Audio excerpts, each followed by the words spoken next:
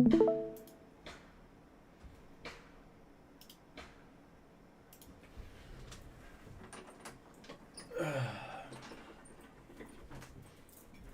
up, everybody? Got a little construction going on right now. We're going to attempt to do the Resident Evil 2 S rank with Claire. I am kind of scared, not gonna lie. Just because I don't know. I'm gonna use a guide, so I shouldn't be too scared. Hopefully this guide is adequate and doesn't use like glitches.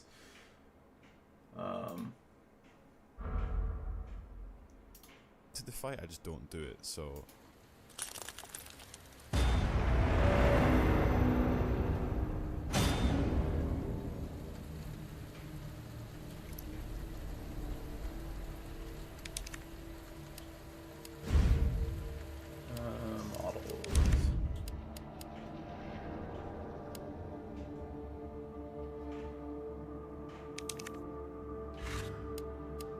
You don't get to choose which one you get.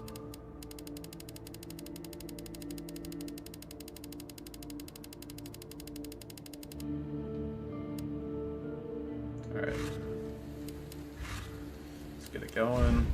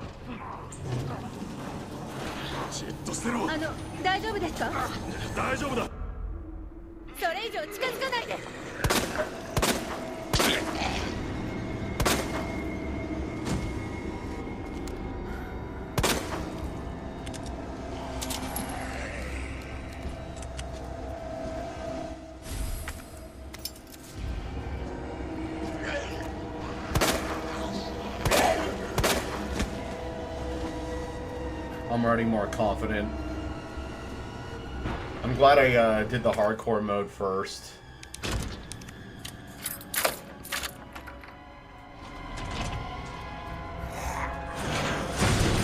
Right.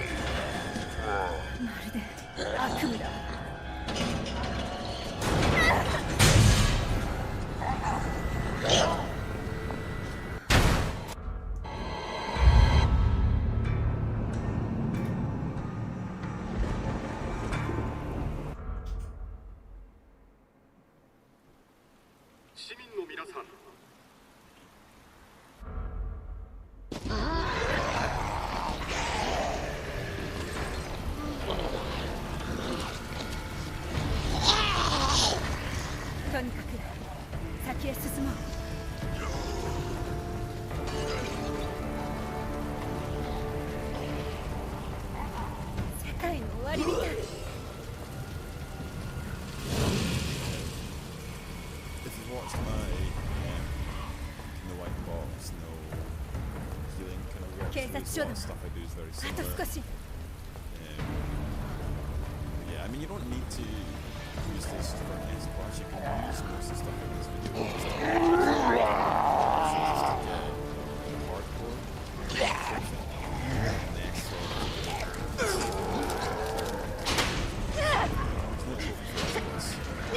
It's just kind of grabbing no trophies necessarily, also just to get hardcore. Just to get an S rank. To use this for an S class, you can use most of the stuff in this video just to get an S rank, or also just to get the hardcore trophy. You don't necessarily need to do it. You can save more if you want to. You don't need to go to the S plus. There's no trophy.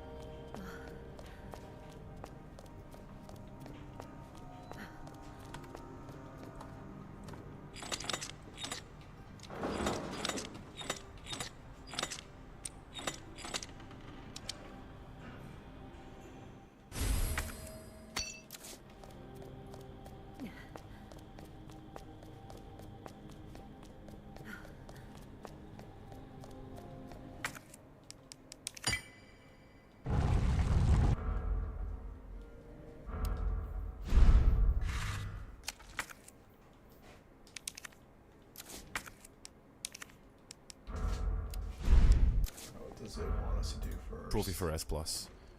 It's just kind of bragging rights, and I think you get additional infinite ammo unlock.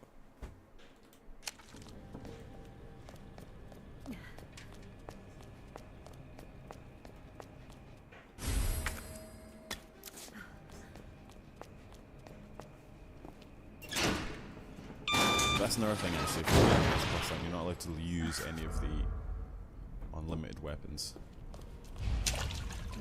Which I just think is the same for S. Yeah, it's just an S rank, but with less than 4 saves. So yeah, I picked up the first aid kit at the entrance, then I came in here, pick up the ammo. There's also another first aid kit in the bathroom, which we'll pick up after moving this. I pick up enough healing items to carry through the whole game. You can get through the police station, and probably the sewers, fairly easily without getting hurt. I think I might get hurt a couple of times. But another thing that makes Claire easier is there's a few lickers. The lickers are probably the biggest issue in Leon's playthrough. I think my playtime for this, for Claire's, is like 1 hour 40 or 1 hour 48. My playthrough for Leon was like 2 hours. So yeah, I struggled with Leon, but Claire wasn't too bad. I think I did S+ second time before.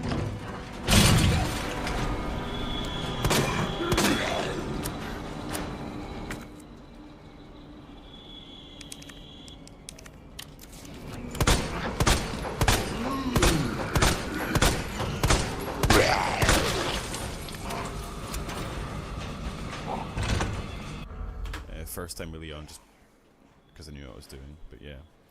Now this bit is dangerous, this bit is very RNG. Okay, I fuck this up with Leon, but I do it with Claire. So these two zombies jump out, you clip to the right, and then instantly turn around. Now, that guy will, it's a kind of 50-50 chance that that guy will get you. If he does, it's no big deal. There are 2 first aid kits you picked up, and there's plenty of herbs and red herbs.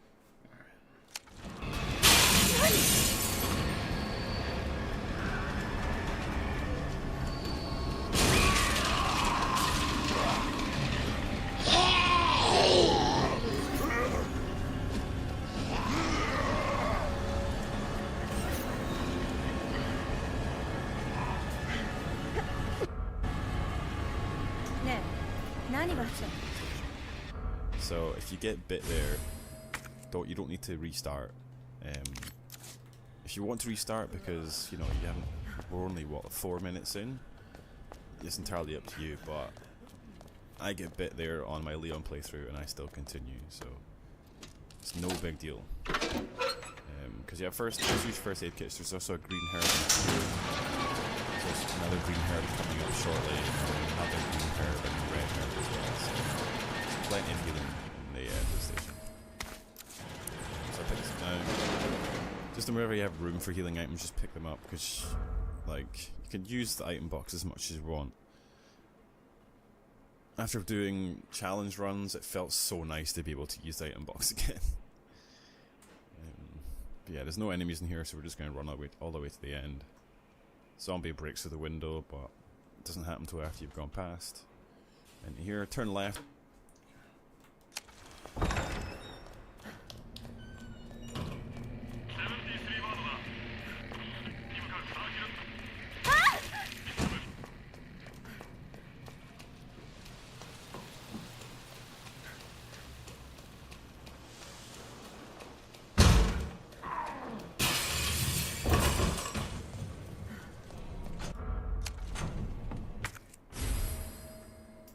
Some ammo, and that's all. We're just going to jump through the window on the left.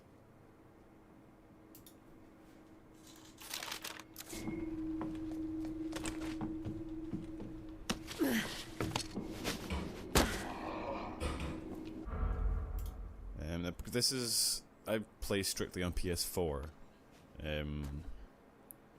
which means I don't use any of the knife strats that PC players use. So, which is kind of why I pick up a lot of ammo. Whereas on PC you can pretty much kill every single boss without firing a bullet. There's a herb on the right hand side if you require it, but Stairs.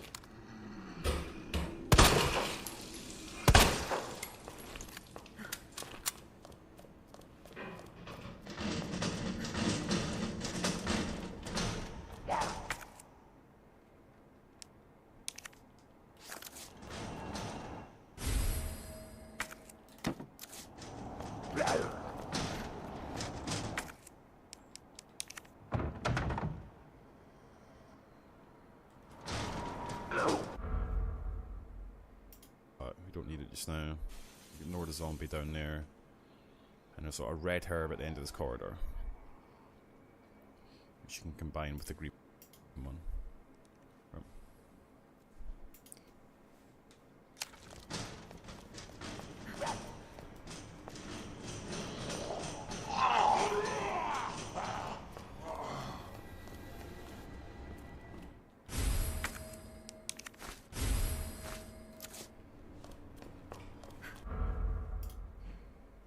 Okay, now we're going to take out the zombie here. Now, a key thing for hardcore. Shooting them in the feet and the legs seems to be more consistent for staggers than shooting them in the head. It's also easier to shoot them in the legs. This is the first locker we're going to use.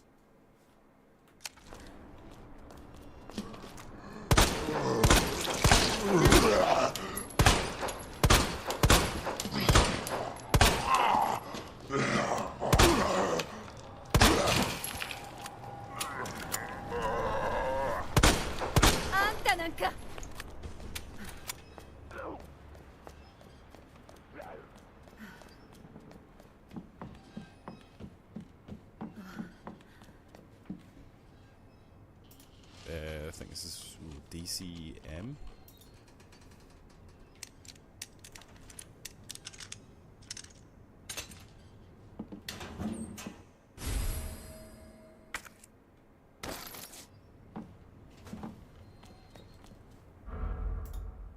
I would recommend you create yourself a sort of like cheat sheet.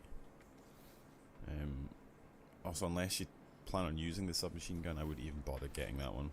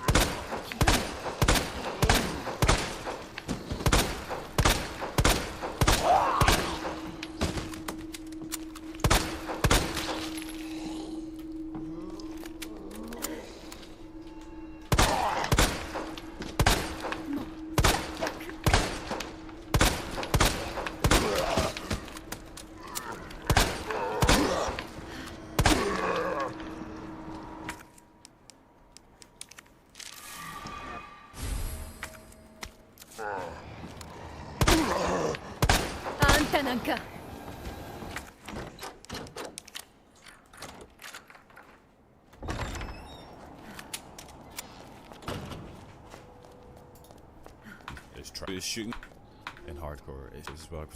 I'd recommend you create yourself a sort of cheat sheet. Trash. Ignore him, but it saves. This is Also, unless you plan on using the submachine gun, I wouldn't even bother getting that one. There's a couple of lockers you don't need to get with Claire because the submachine gun is trash. The stagger zombies take so many. Yeah, in hardcore, it's just such a waste of ammunition trying to kill them. Yeah, I just discarded the submachine gun bullets as well because we're not using it on this playthrough because it's trash. Let's ignore him. And here we're gonna open the safe.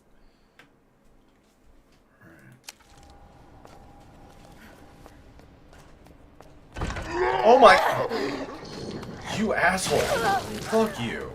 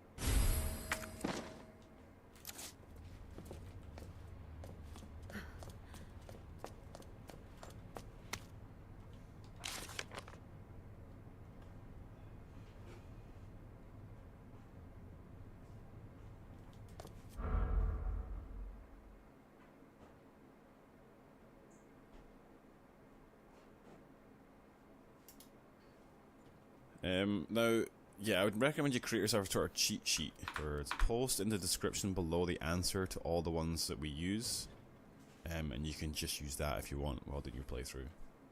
We use for them, where it's your cheat sheet, giving you passwords below the answer to all. But yeah, we've got the inventory upgrade and we picked up some gunpowder there as well, and then we're going to head back to the start. If you use the spade key here and go in, you can trigger the cutscene for Leon. Like when Leon appears here early.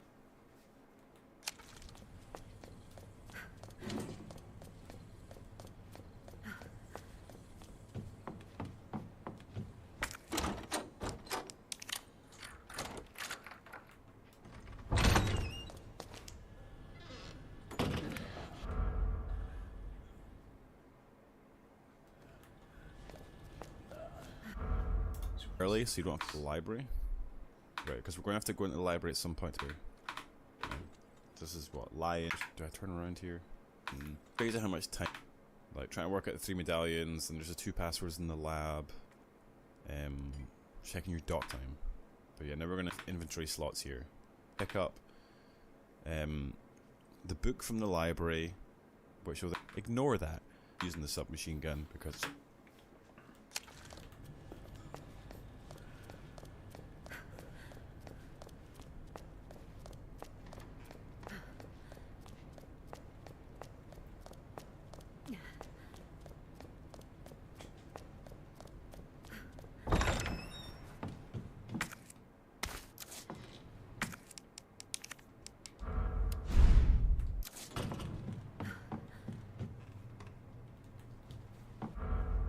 it's trash. Open the door. Okay. The weapon card. There we go.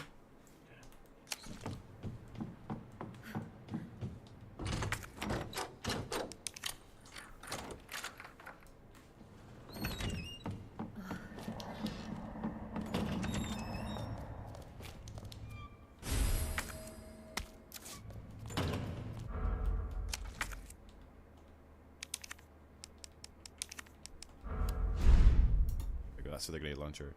Obviously in Leon's playthrough you'll do more in here because you need to get the Magnum launcher. Is open the door, get rid of the spade key, and we're going to go into the kind of artsy fartsy room here, pick up the weapon card. There we go, that's the grenade launcher. Obviously in Leon's playthrough you'll do more in here because you need to get the Magnum. But this is not Leon, this is Claire. So we're going to stop talking about it. There's a green herb there and there's a red herb elsewhere in the room, but we're going to pick them up later once we're at the tyrant section, so you can ignore them for just now. More ammo here and pliers.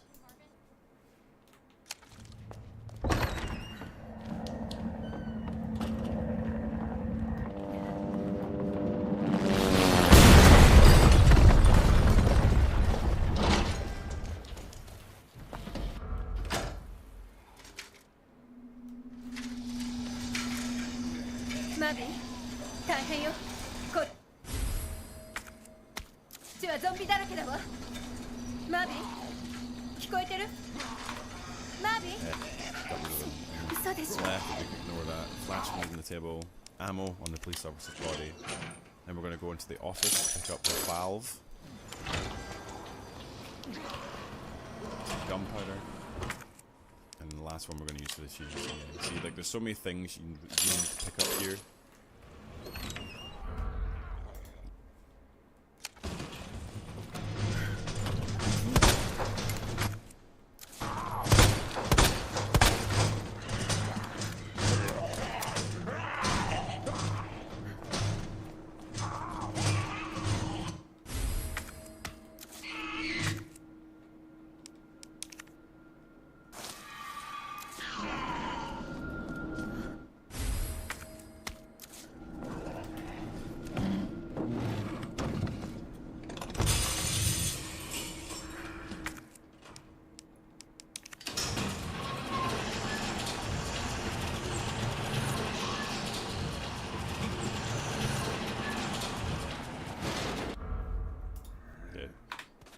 Worst case now it's to stagger them. It's going to need the gunpowder right now. We're going to get rid of the valve and we're going to get rid of the pliers. So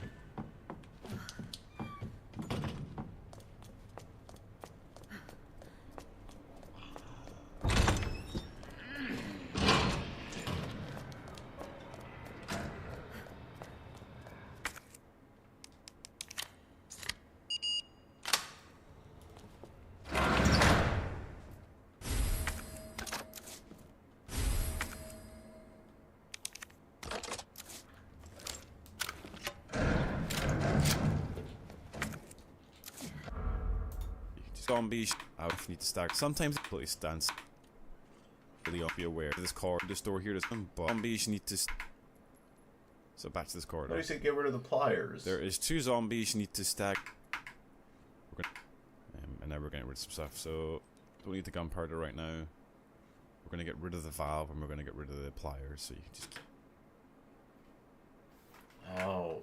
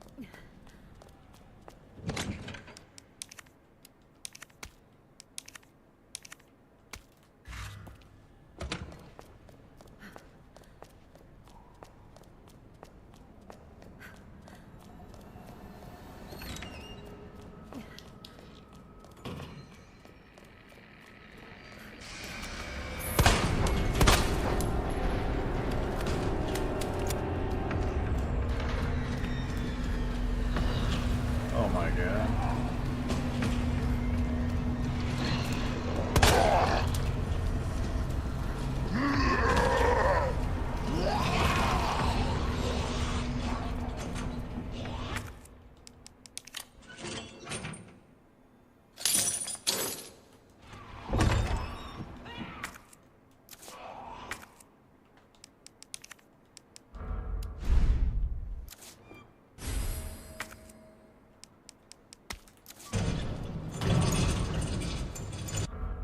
We need the gunpowder right now. I think ignore days, so really on play. So pick up the bomb.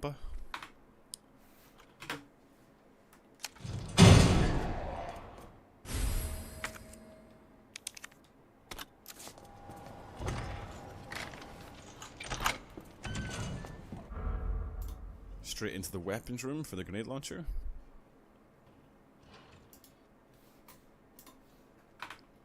Portable safes for the other inventory upgrade to up. That's the only one I get in this playthrough. We only get 1 upgrade, and we've already picked it up. That's the only one I get.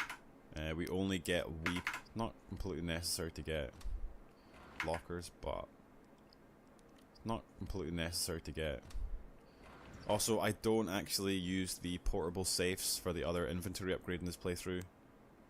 We only get 1 upgrade, and we've already picked it up. That's the only one I. Or the wasted 3 bullets. You can actually just juke them around there. I'm pretty sure I come back here and I turn around and do a 180. You're actually just going to head down the hallway, which we're going to now.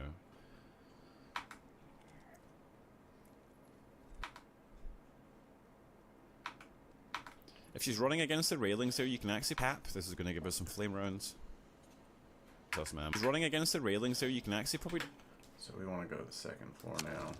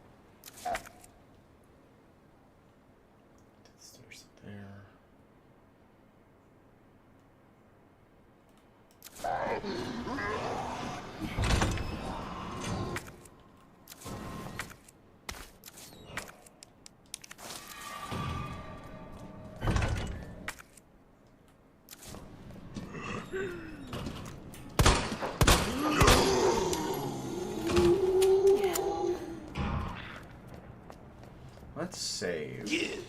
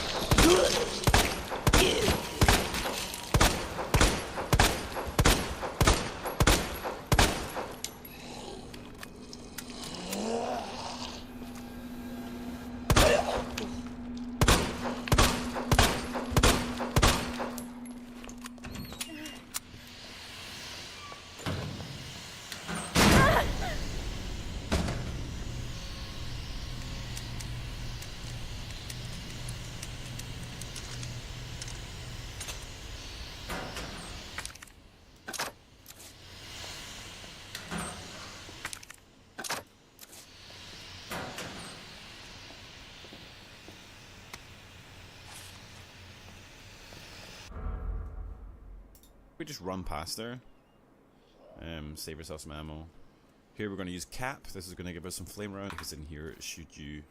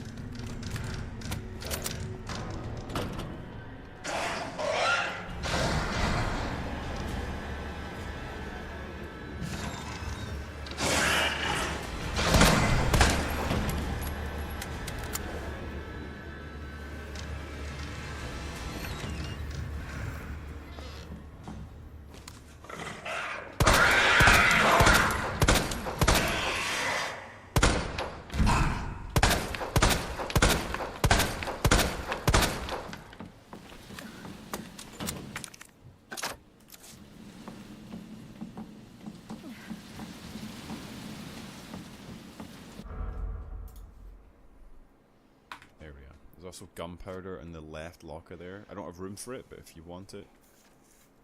I think I might actually come back for it later. Ignore the liquor. Now, battery in the office. Attach that straight to the bomb.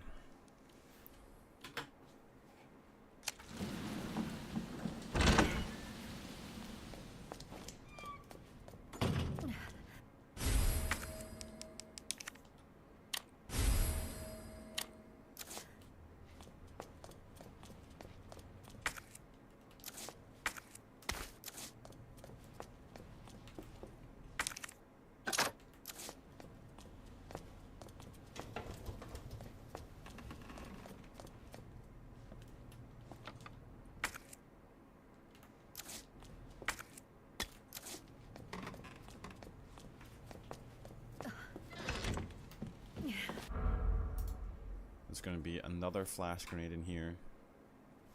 And some flame rounds. Flash grenades are good.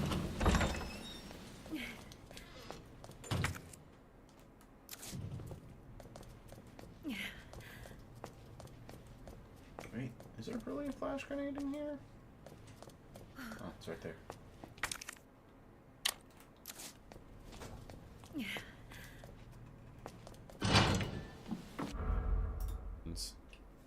High grade gunpowder. And then what you can do is go back to the bathroom, or if you picked up the gunpowder the first time, you can go back there and combine it with the high grade gunpowder, and you get acid rounds. Now, the liquor always hides around this corner.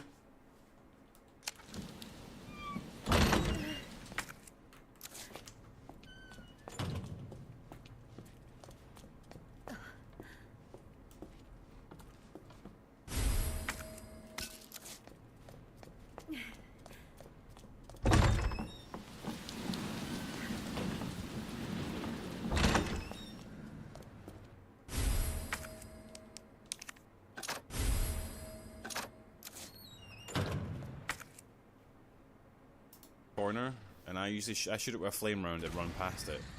The liquor always hides around this corner, and I usually I shoot it with a flame round and run past it. When I was playing as Leon, I discovered you don't actually need to shoot it. You can actually just hug the right hand side wall. As long as you're walking, the liquor doesn't touch you.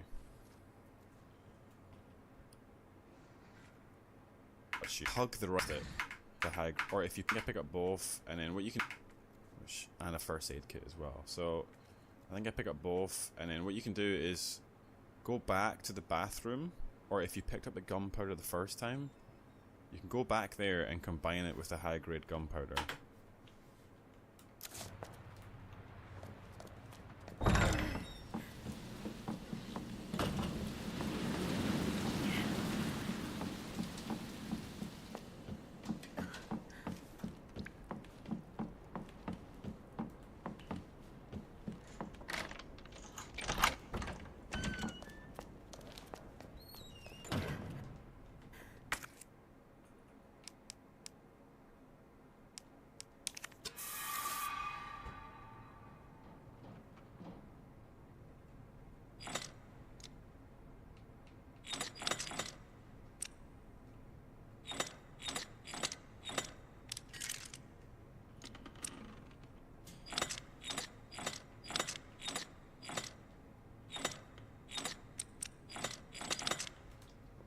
it is a unicorn.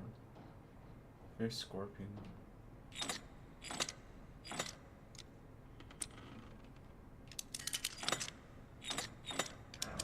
I say bird. Probably scorpion base. Read that wrong.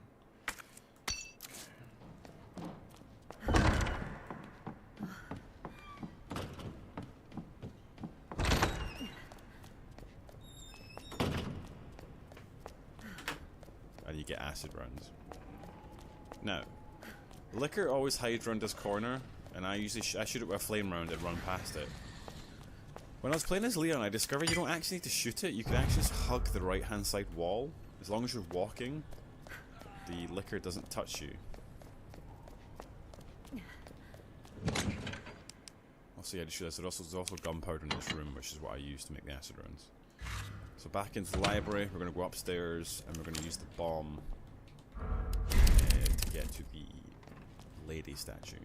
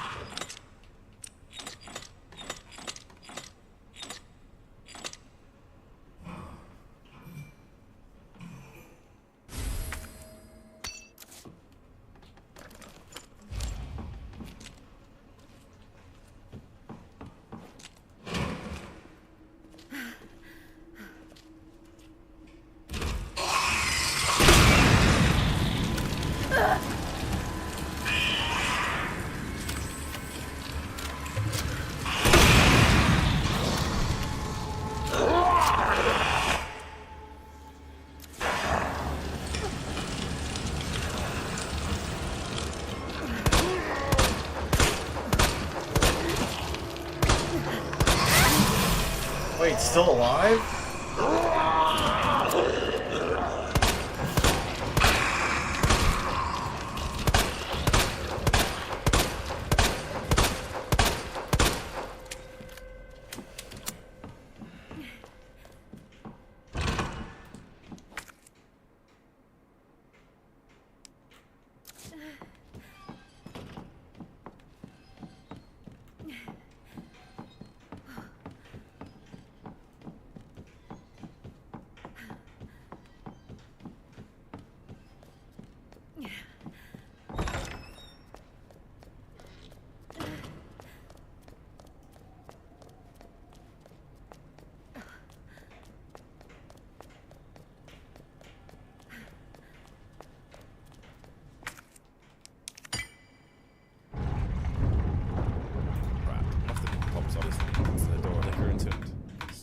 In the statue and then come back into the library and then meet three parts when you have part of the sewers police department without saving it.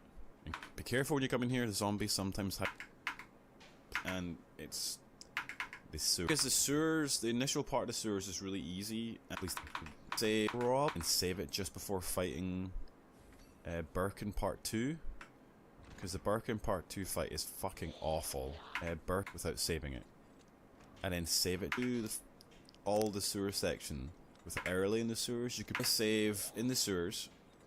I actually kind of save a little bit early. If you want to do this, I save, and I also save.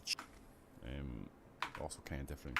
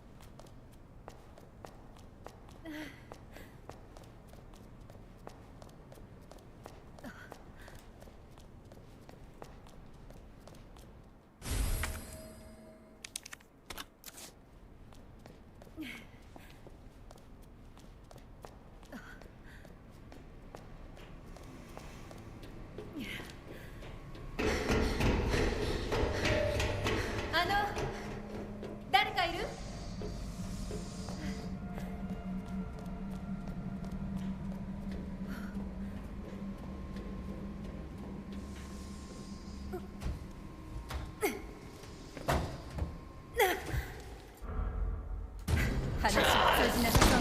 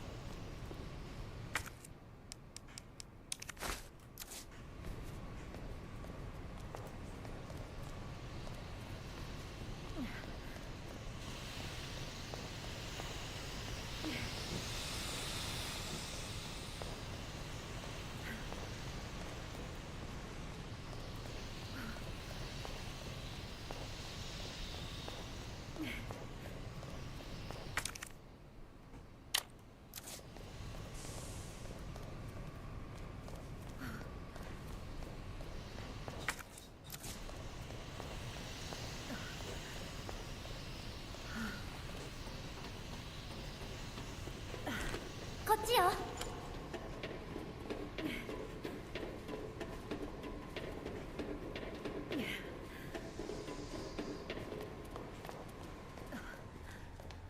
動かないの。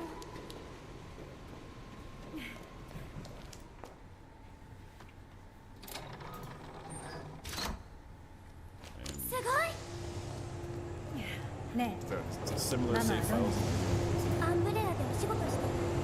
Flame rounds. Okay. And once you're in danger, you run 20 minutes. いつも仕事場にいる。あまり会えなくて。それじゃあ早く会えるといいわね。Not getting greedy when he's running, he お should be 父さん fine. はどうしてるの？パパはLike, I think we put maybe like 6 flame rounds into him, 2 grenades, and a fuck ton of pistol ammo. うまく働いてたけどもういないの。 It's annoying because you can't really do this fight quick on PS4 because you can't do 私も knife 親がいないの strats. 今は兄貴と二人 Because, you know, PS4 doesn't run at like 120. Trying to fine. The bit like so, using a knife is better because you don't from enemies. There we go. But yeah, power behind green and 1 red. 2 best you do your item management immediately. Gold requires you to go back down the ladder, or do I do so? You're gonna need space for the car key, which you can then discard after. Then we're gonna replace that with the next pistol. Bases. That's all I pick up. So yeah, 3 spaces.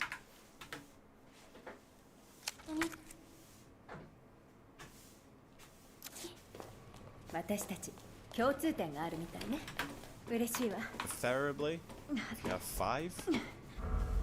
あそこよ。 Just to get rid of the first 2 lickers more safely. You can just fire 2 acid rounds with them. 閉まって Now, る。 I've read online, I'm not 100% sure how true this is, that まずはカードキー entering and leaving rooms その後あいつに借りを changes 返す the health on a zombie. So if you're fighting zombies at the entrance health on a zombie, entering and leaving rooms changes the health on a zombie. So if you're fighting zombies at the entrance to a doorway,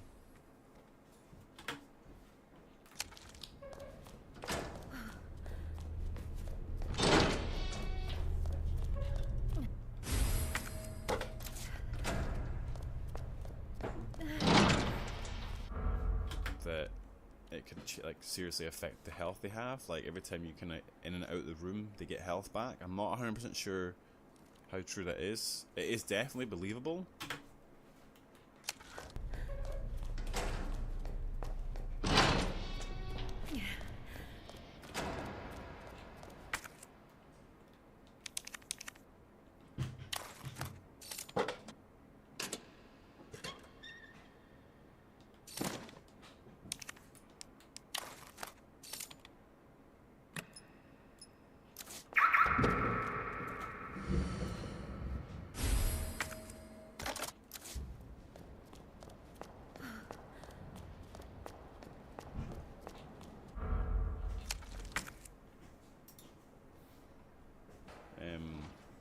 Which I think is why I have quite a bit of trouble with the liquor section coming up. Because I shoot one with the acid round and I immediately hover by the door. Quite believable. They get health. It can like at the entrance health on the entering and leaving rooms changes the entrance to the health they have. How true that is, I think is why I have quite a bit of trouble with the liquor section coming up.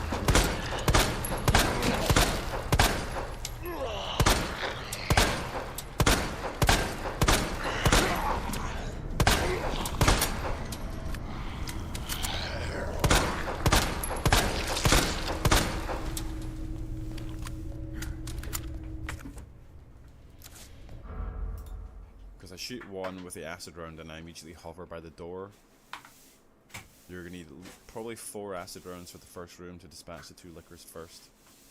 And this third licker you can just use 1 acid round on and then run away from it. So I come out here, I use the car key. I just use the lickers and get the key. So make sure your acid rounds are equipped. And there's one here. One. Brown and pistol. I swear I've seen it. I don't even use several pistols just because that's just not paranoid. I think 2 is enough. You know, a couple of pistol shots as well wouldn't do any harm, I suppose. So jump into the morgue. We're gonna pick up the diamond key here. Up. Acid round here. Flame rounds still work. So if you don't have an acid round here, flame round still works. There's high grade gun ammo here in front as well, if you so desire to create more. So equip the grenade launcher, and it's just gonna be right around the corner. There we go on the ceiling. 1 shot to.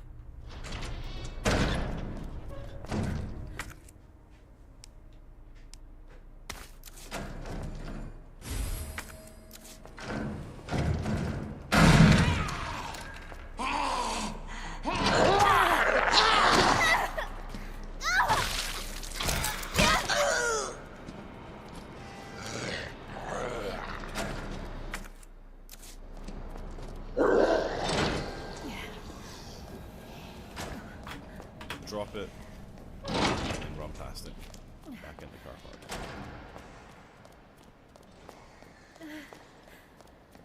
Now we're going to pick up the pistol.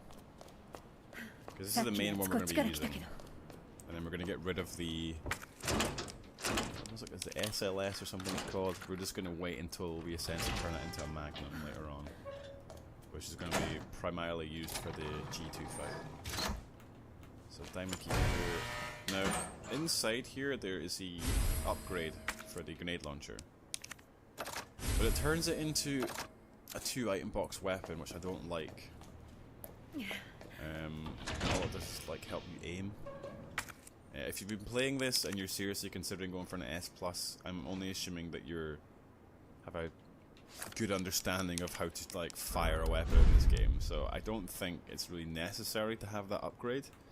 So I actually detach it and just put it in the item box. It's a waste of value. So plan on getting another item if you want, but I think it's a waste.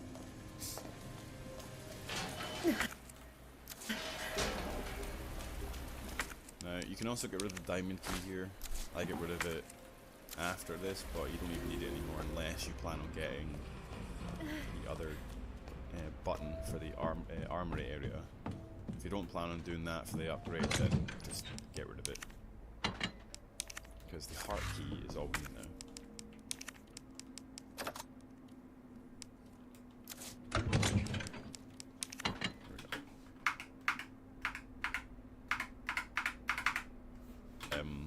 Item space that you're going to need, so just dump it.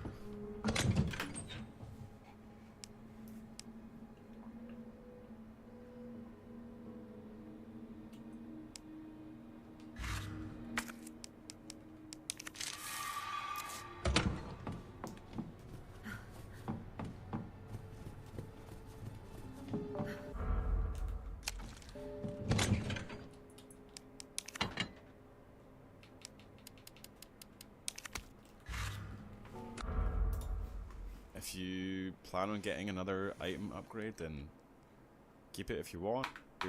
I get rid of it, but you don't even need it anymore unless you plan on getting the other button.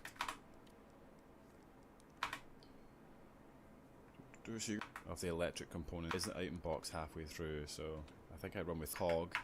So you're gonna need, I'm trying to think how many spaces you need. Here we go. So you're gonna need, I'm trying to think how many spaces you need. You definitely need a space for each of the electric components. You're gonna need 2 spaces for the cog. Oh, there is the item box halfway through, so I think I run with 3. Yeah.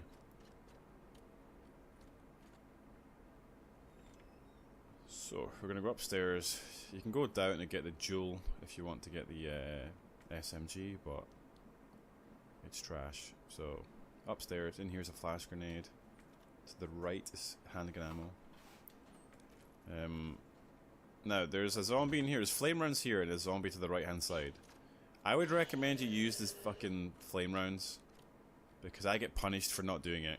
Recommend you now to the right is handgun ammo. After the after the now you can keep it actually understanding of how to like so dump it. If you plan on getting another item upgrade, then keep it if you want, but if you plan on getting need the aim, which I don't like. But it turns it into a 2 item box weapon, which I don't like. And all it does is like help you aim.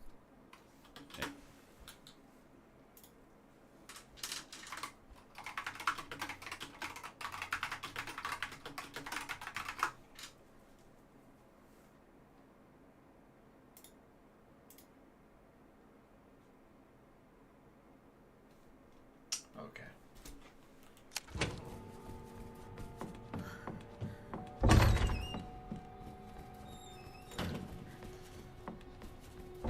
Let's take a piss.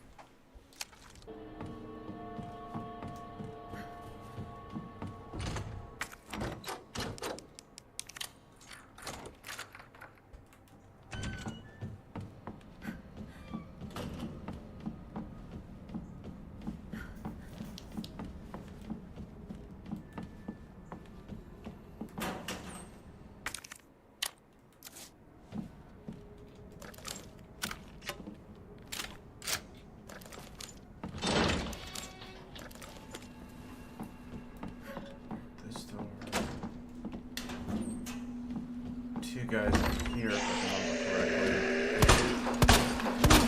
correctly. Shot you in the dick. That's your silver. That's a silver bullet.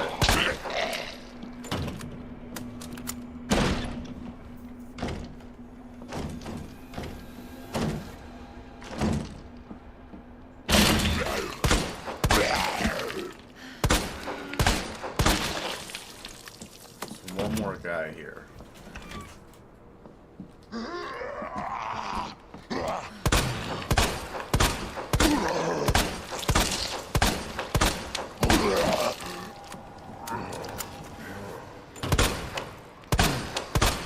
think I forgot you.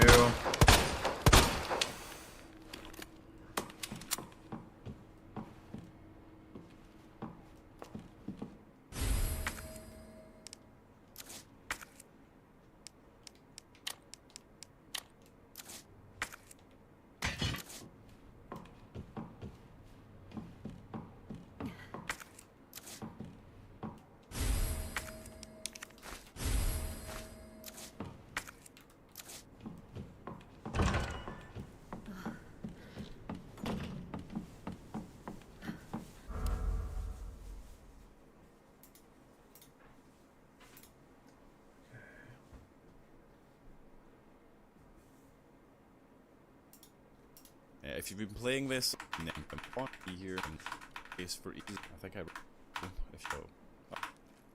I would recommend I get punished in about 5 minutes when it hits me, and I'm going to get punished in about 5 minutes when I leave this room and he bites me again. I use the knife to get rid of him. The flame rounds just kill him. It's like have spin when it hits me. Punished for flash grenade G, but you can go down and get the jewel if you want to. So we're gonna go upstairs. You can go down and get the jewel. So upstairs, in here's now there's a zombie in here. There's flame runs here and a zombie to the right hand side doing it. And I'm gonna get punished in about 5 minutes. In there.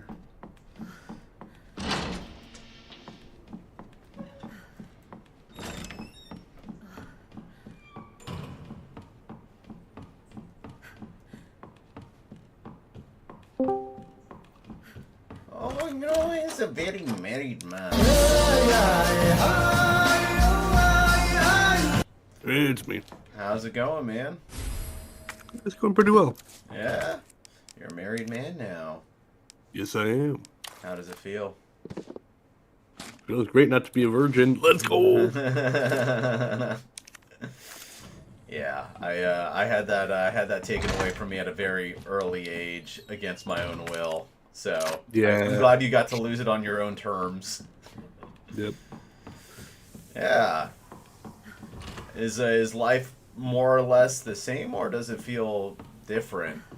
I mean, it's definitely different in some aspects because I'm no longer living with my parents, and it's like Oh yeah, that's gonna a lot of you know, yeah, a lot of stuff is like, well, like, you know, I'm living my own life now. I don't need to rely on somebody else to make decisions that I would have normally, right. you know.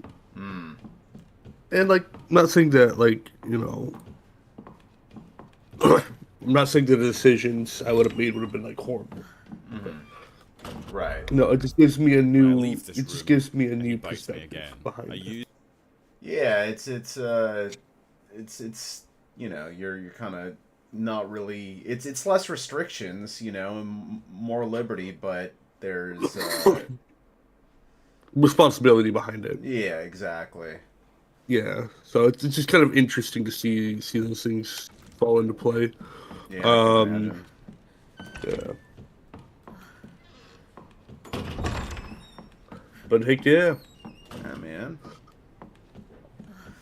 Well, I'm glad life is moving forward for you, dude. Yeah. You guys go on your honeymoon anytime soon, or what?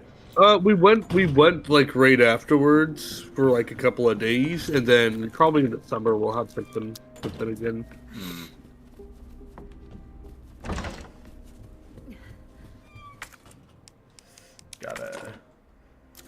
watching this guide at the same time as playing, pretty much, to make sure I got everything right. Okay, so we have to... Okay, now we gotta do that part.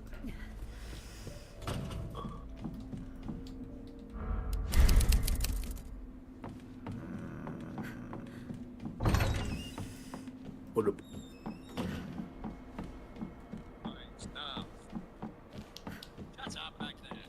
So you already got your setup going on at your new place? That was the first thing I moved over. Nice.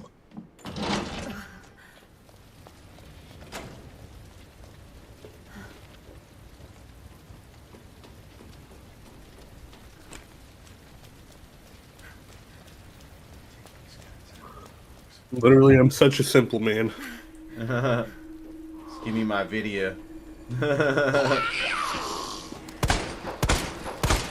I used to have a mini fridge, but it broke, so... Well, I'm sure you'll get your own mini fridge, new one soon. Yeah. Stock it up with some Mountain Dew and whatnot. I mean, now the thing is, the fridge is like 6-7 steps away. Right, okay, so yeah, you don't need it then. Yeah. Because my old room at my parents' house was upstairs. So.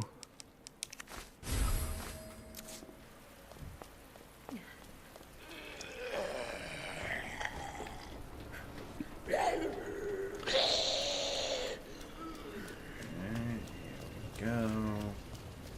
Oh wait, we didn't do the log thing.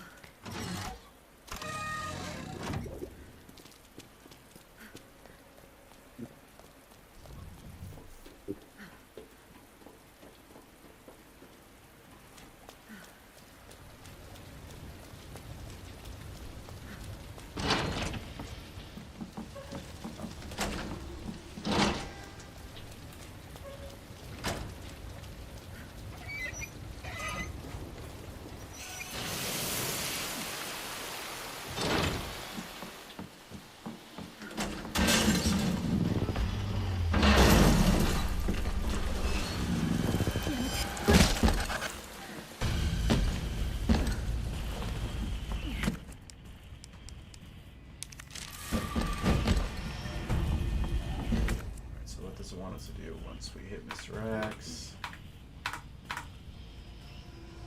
Doesn't last long. And here's Mr. X. That allows them to get past him, but it's towards you then. Now, there's a red herb here that I mentioned earlier on, and then the other green herb down here. We're going to pick these up on the way back for additional healing. So just ignore them just now. Now we're going to head back to the main area. Main area.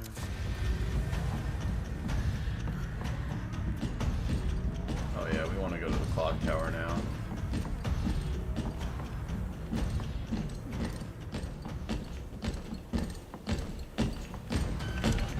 I think for this run in Skyrim, I think I'll be doing a conjuration build. I don't know what that means, but hell yeah. So in Skyrim, basically like hell is a plane called Oblivion. It's also where the gods come from. But essentially, conjuration is just taking stuff from Oblivion and shoving it into the real world.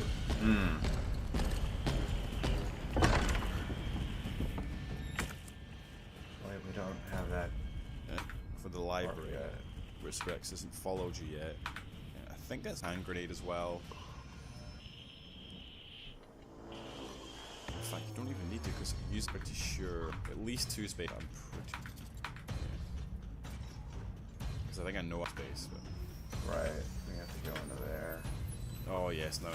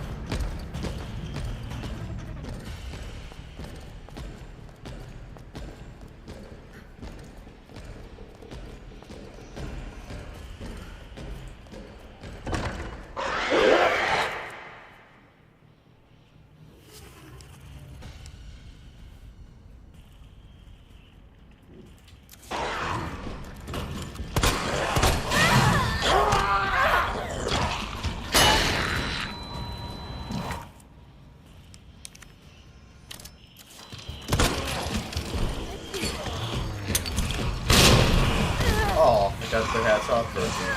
Now I mean to get that.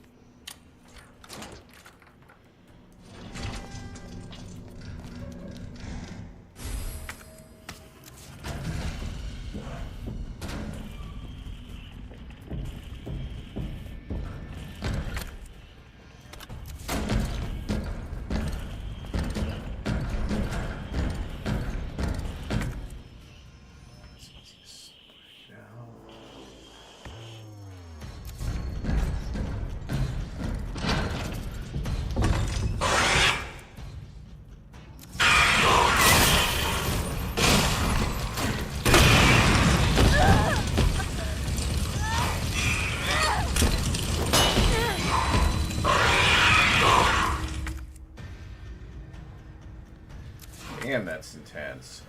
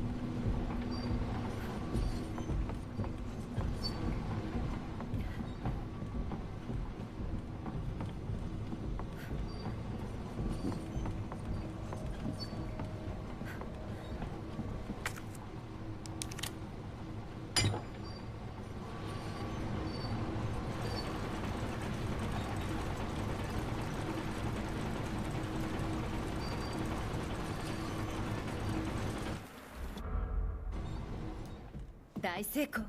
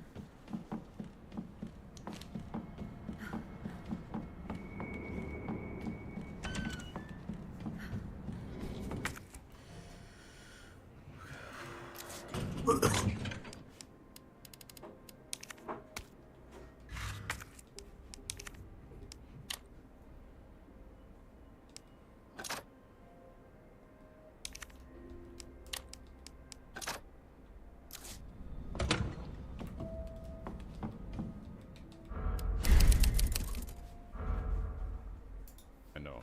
So Saga, a wild or thrown again out into light. 100% flash and here it is. But shut still already done. He has.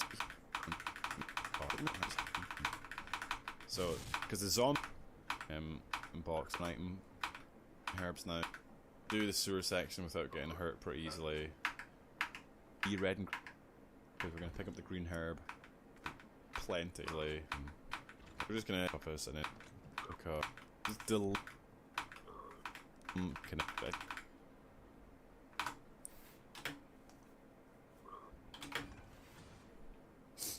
There's dog section. 90% of the dogs as Claire. But he's punching trying to nation as I'm getting.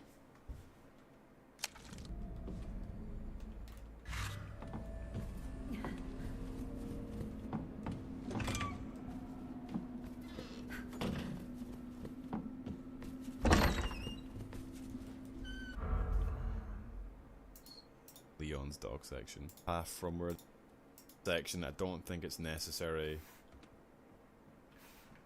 The sherry section, I don't.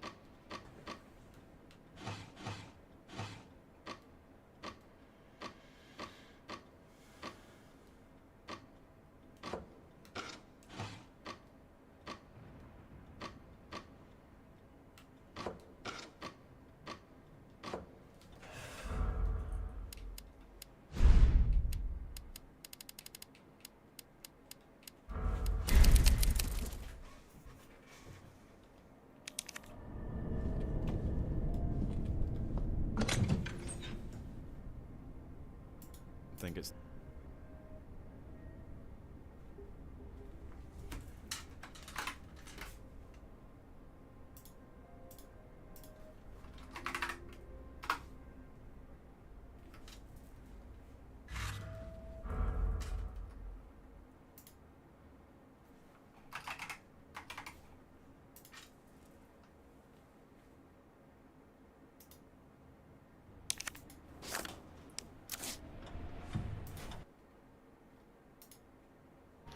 Hi everyone, it's the trophy body, so yours might not be up. Examine it.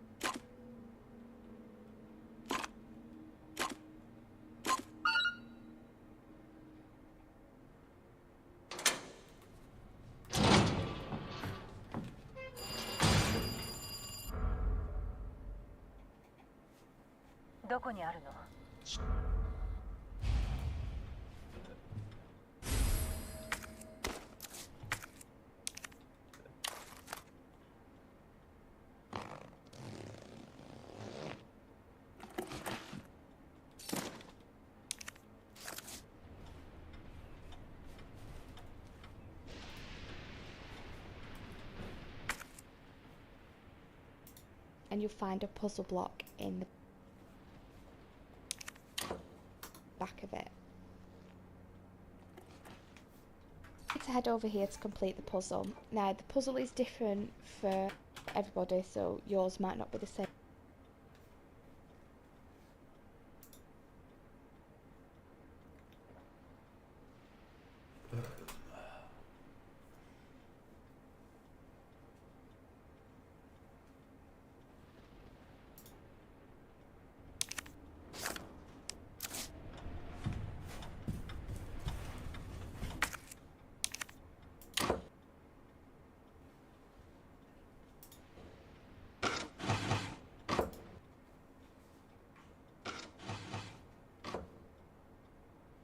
It's not the same.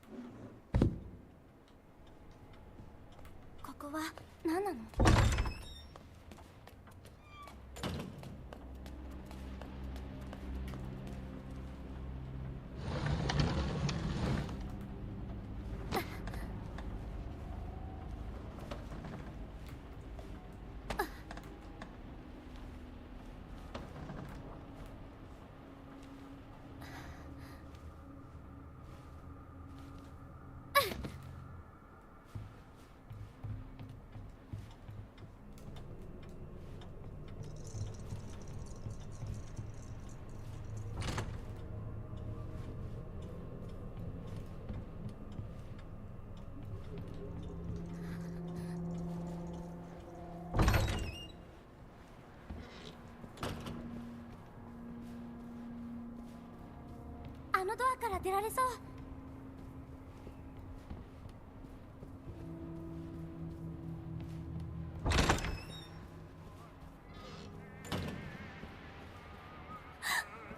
いや、あの人。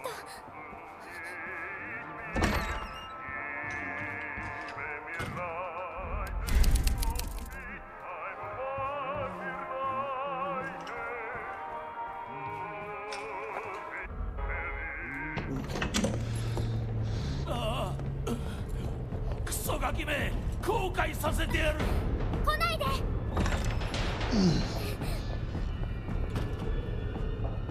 けて、誰かお願い。その先は行き止まりだ、小娘。隠れなきゃ、隠れなきゃ。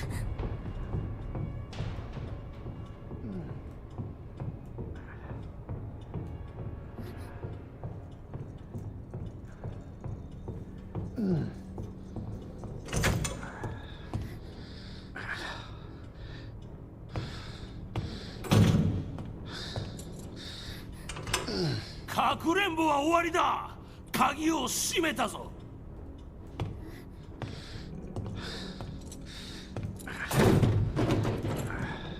どこにいる？とっとと出てこい。いるのは分かってるぞ。早く出てきた方がいいぞ。お仕置きが増えるだけだ。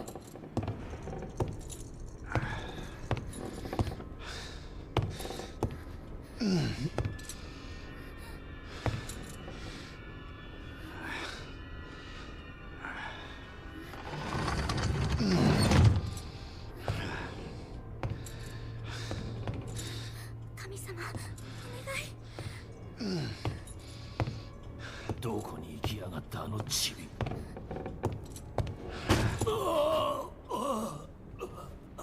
ちくしょう。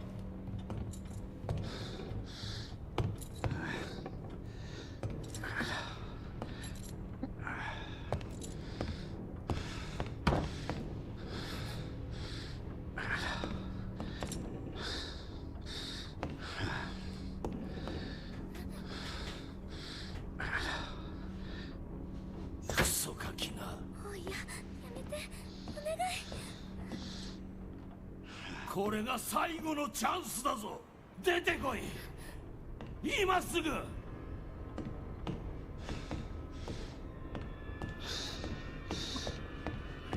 あ、くそ、顔が焼ける。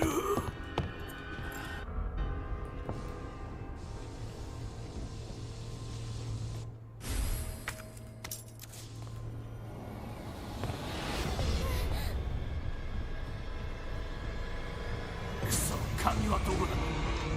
見つけた。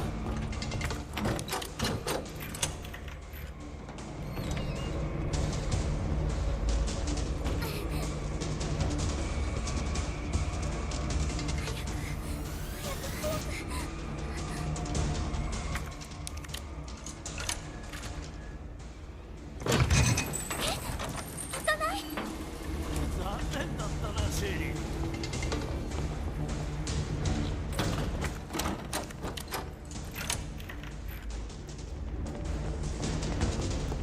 ゲームオーバーだ。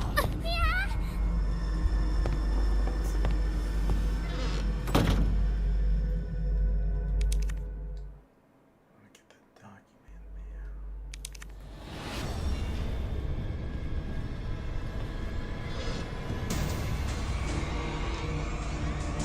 くそ、鍵はどこだ。見つけた。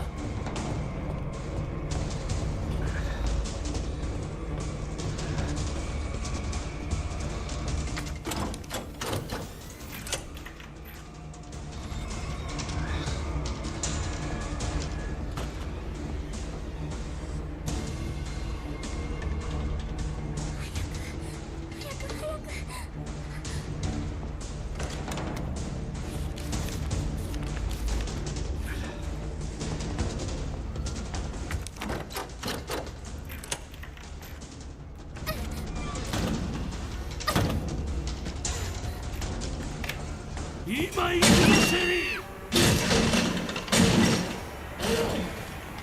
こっちに来るんだ、クソガキ。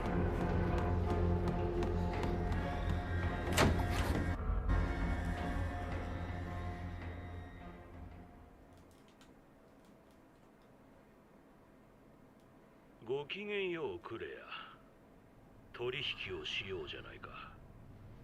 どういうこと？私の時間を無駄にする気か？待ってなさい、ゲス野郎。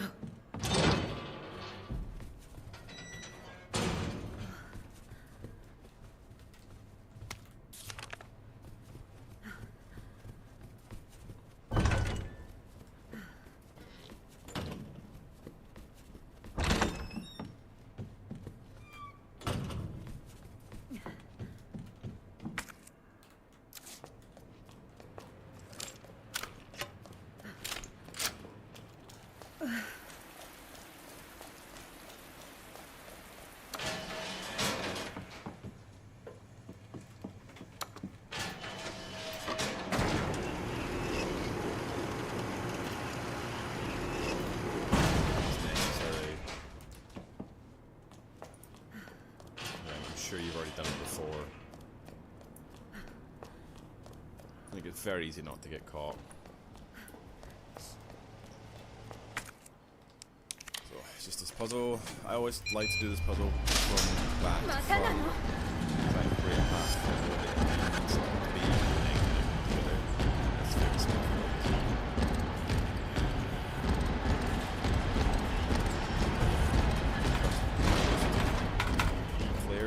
section is significantly easier than Leon's dog section, in my opinion.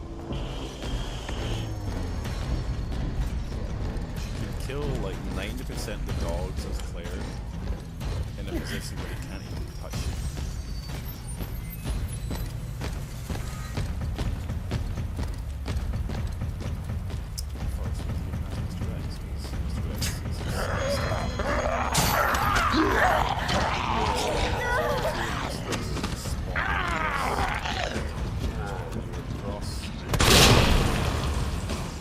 Speedrunner's bait out his punch attack a couple of times and then just duck under the barrier, but don't to me. It's where one of the zombies will get stuck. You can try and stagger him, you can even just get bit. You've got enough healing items, or use like a flame round, a grenade launcher.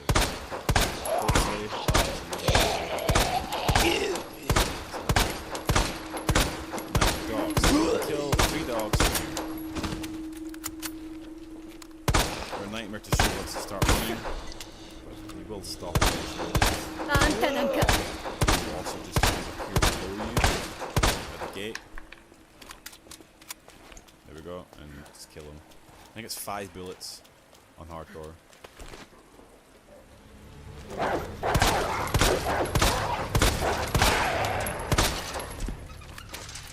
Stagger a zombie over the garbage thing. And another dog will spawn in front of me. Kill him.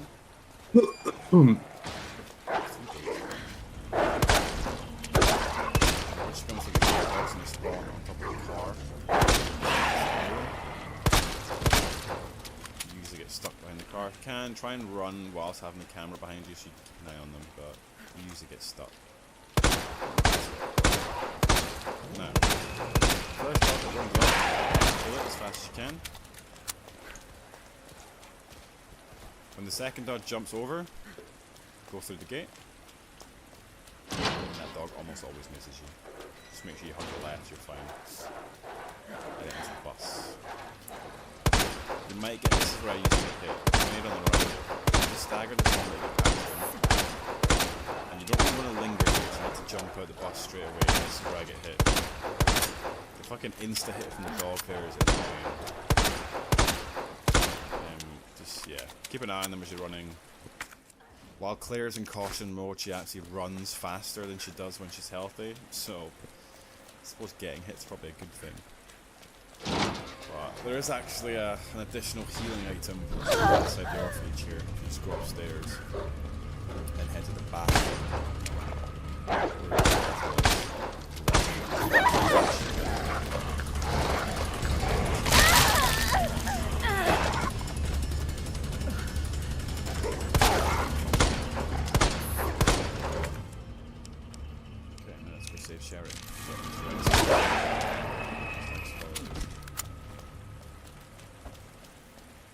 But yeah, we're almost approaching the end of getting to the sewer.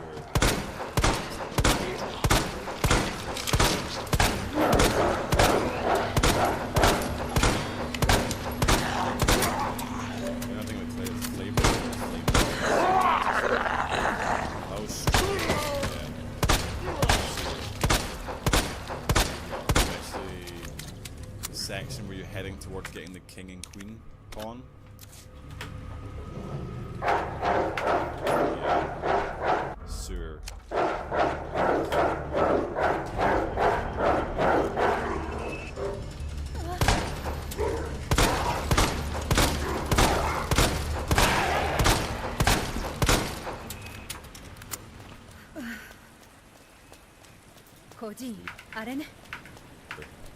Against the major. 待っててシェリー。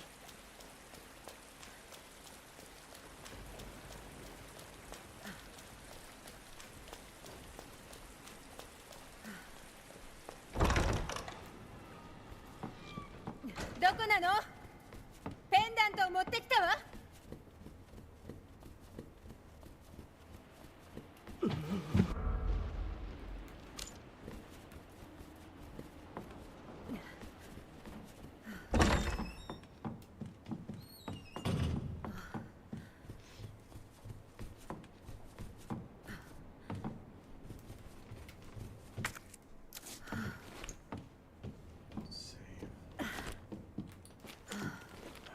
Come on.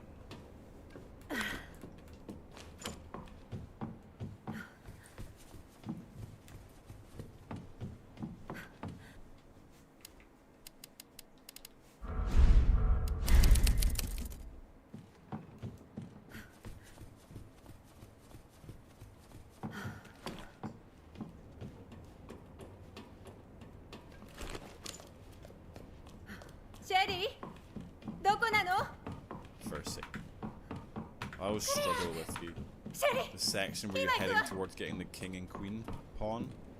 Because the three, I think what the enemies are called, three disgusting enemies that sit in the sewers are so annoying to get past as they are. And if they grab you and use the fence side, they can just grab you again as soon as you try and cut the rope around them. It's infuriating.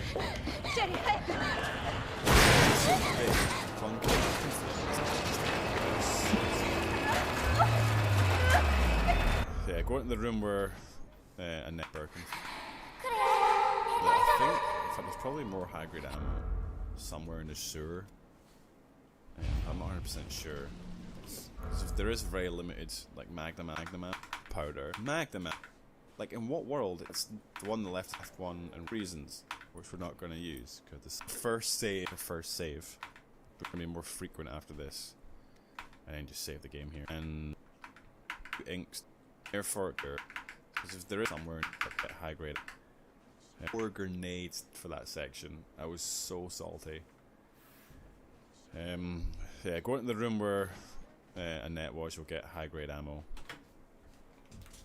シェリーは彼女の娘？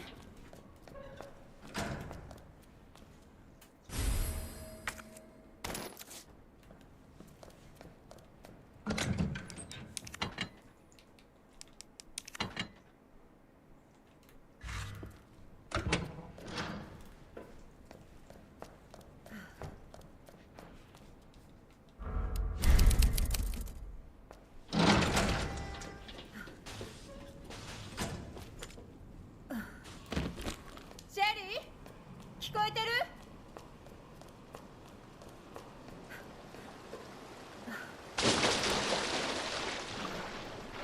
クソみたいな状況ね。文字通り。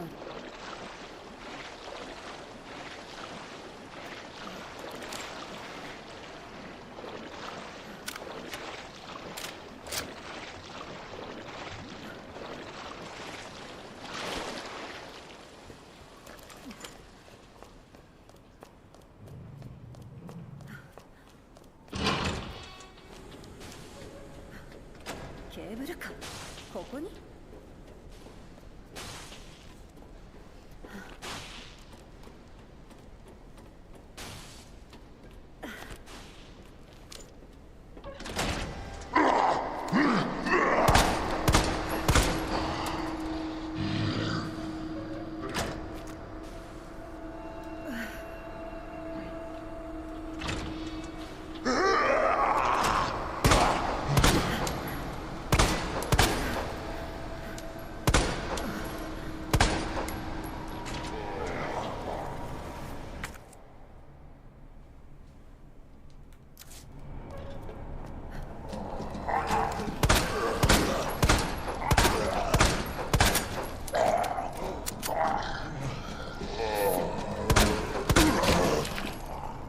Thank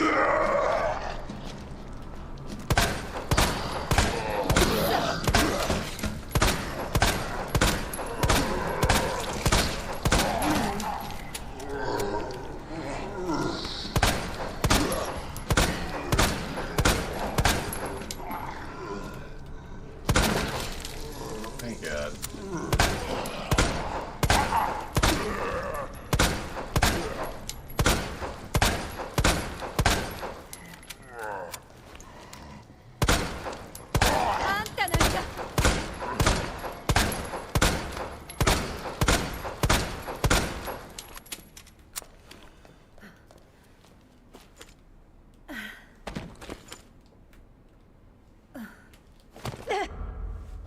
待っててジェリー、すぐ行くわ。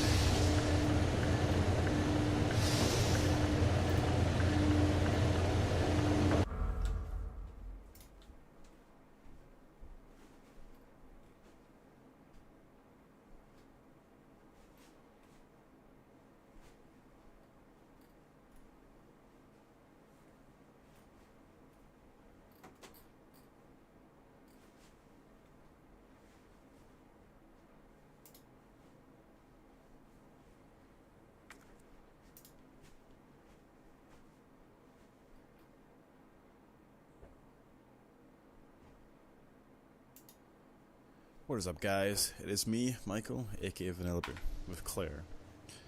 Now, like I said in part 1, you don't necessarily need to save where I save. You can probably do this section here first and save directly before the fight, which is perfectly fine. So yeah, continuing on, we're going to pick up the crank here. There's also a red herb which you want to pick up, because there's also going to be a green herb in the next room as well for another healing item. Also because I get attacked in the next room, so I actually need to use this healing item. Kind of annoyed that I get attacked here because I was so certain that I staggered that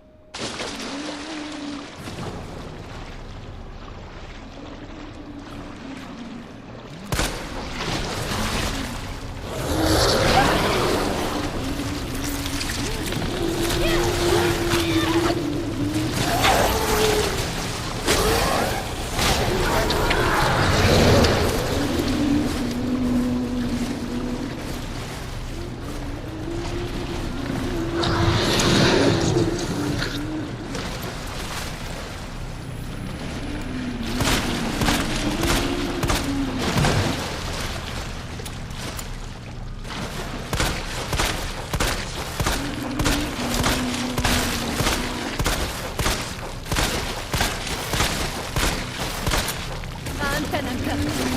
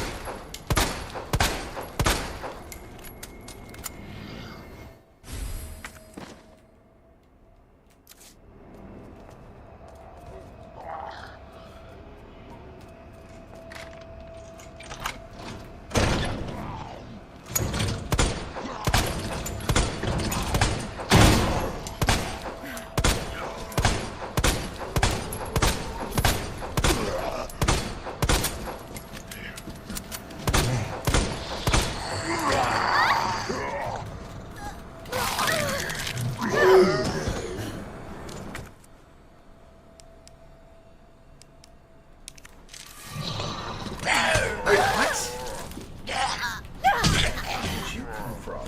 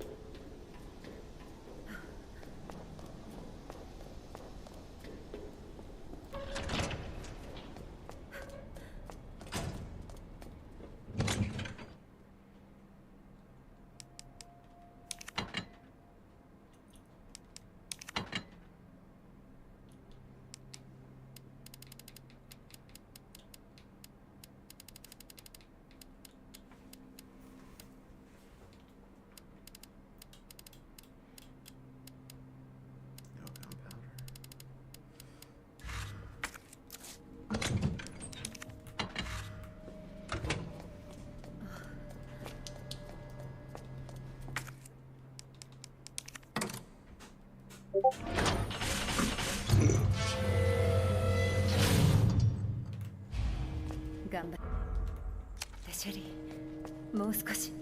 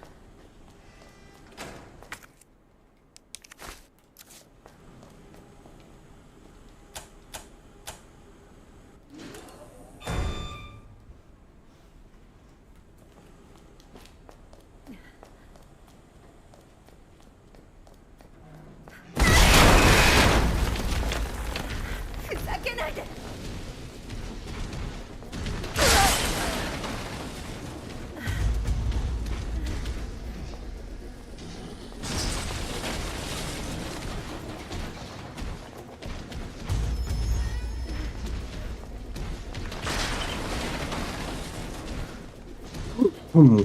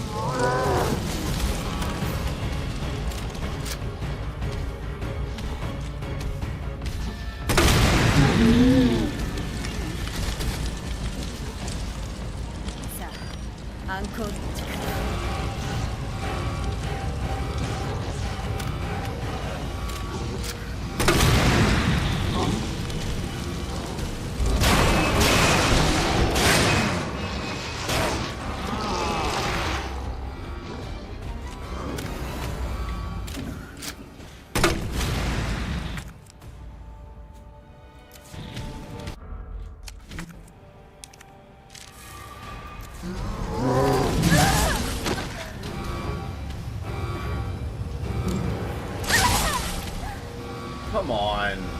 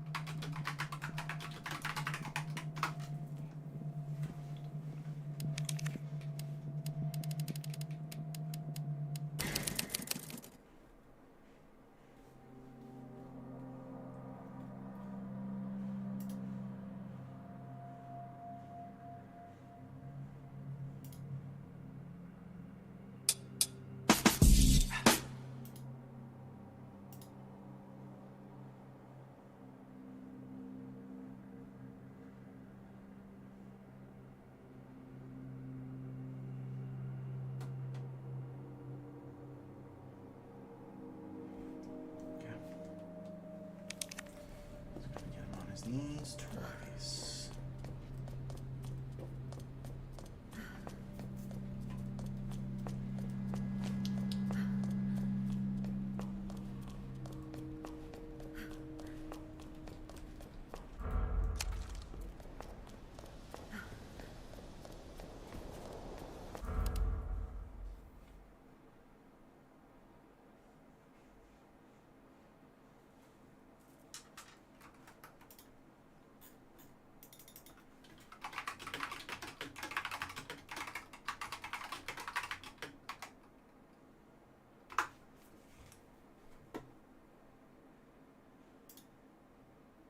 Okay, got this.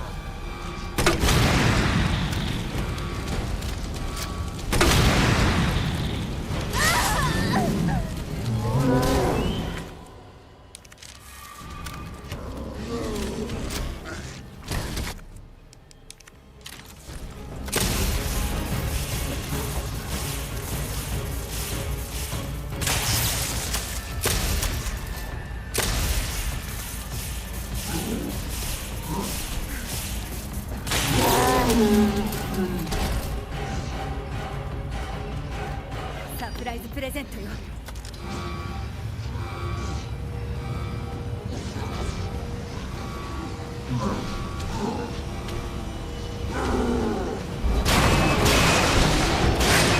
Okay, well that didn't work.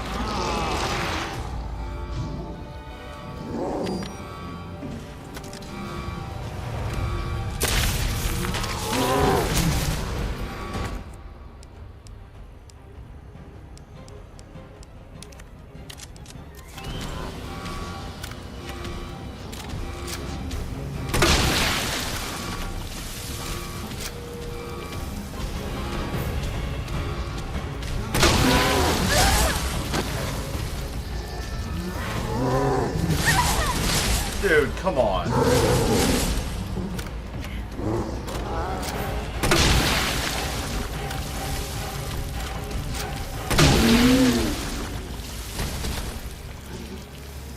Sa, アンコールの時間よ。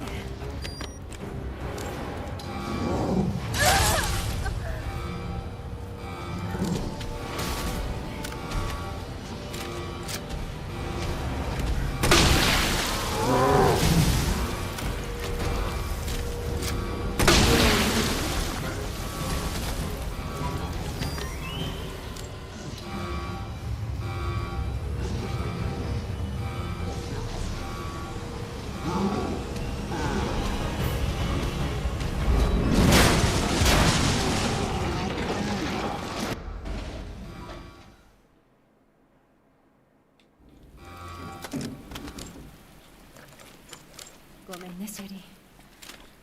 待たせちゃって。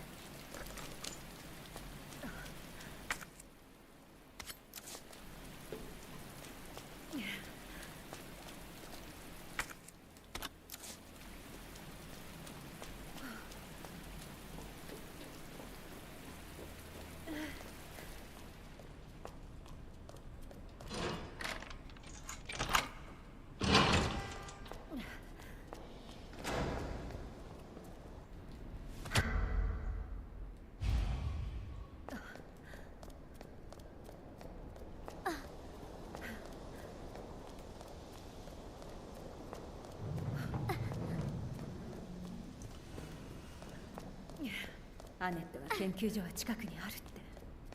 待って、あのケーブルか。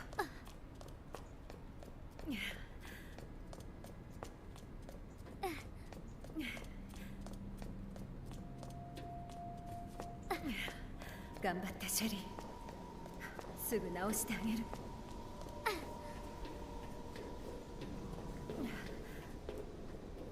もう少しだからね。あと少し。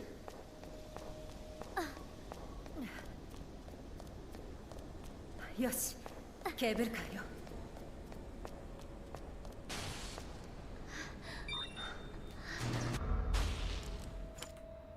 ここへはもう戻れないかも。忘れ物ないかな。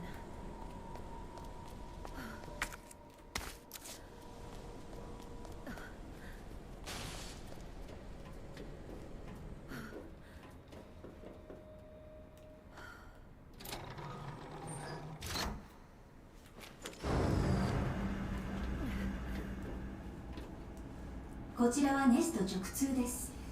到着までしばらくお待ちください。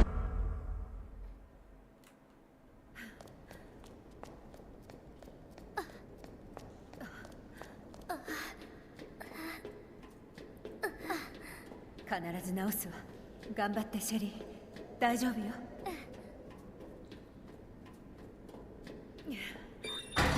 隔壁が完全に解放されるまでしばらくお待ちください。隔壁が完全に解放されるまでしばらくお待ちください。隔壁が完全に解放される。ようこそレストへ。ご訪問を歓迎いたします。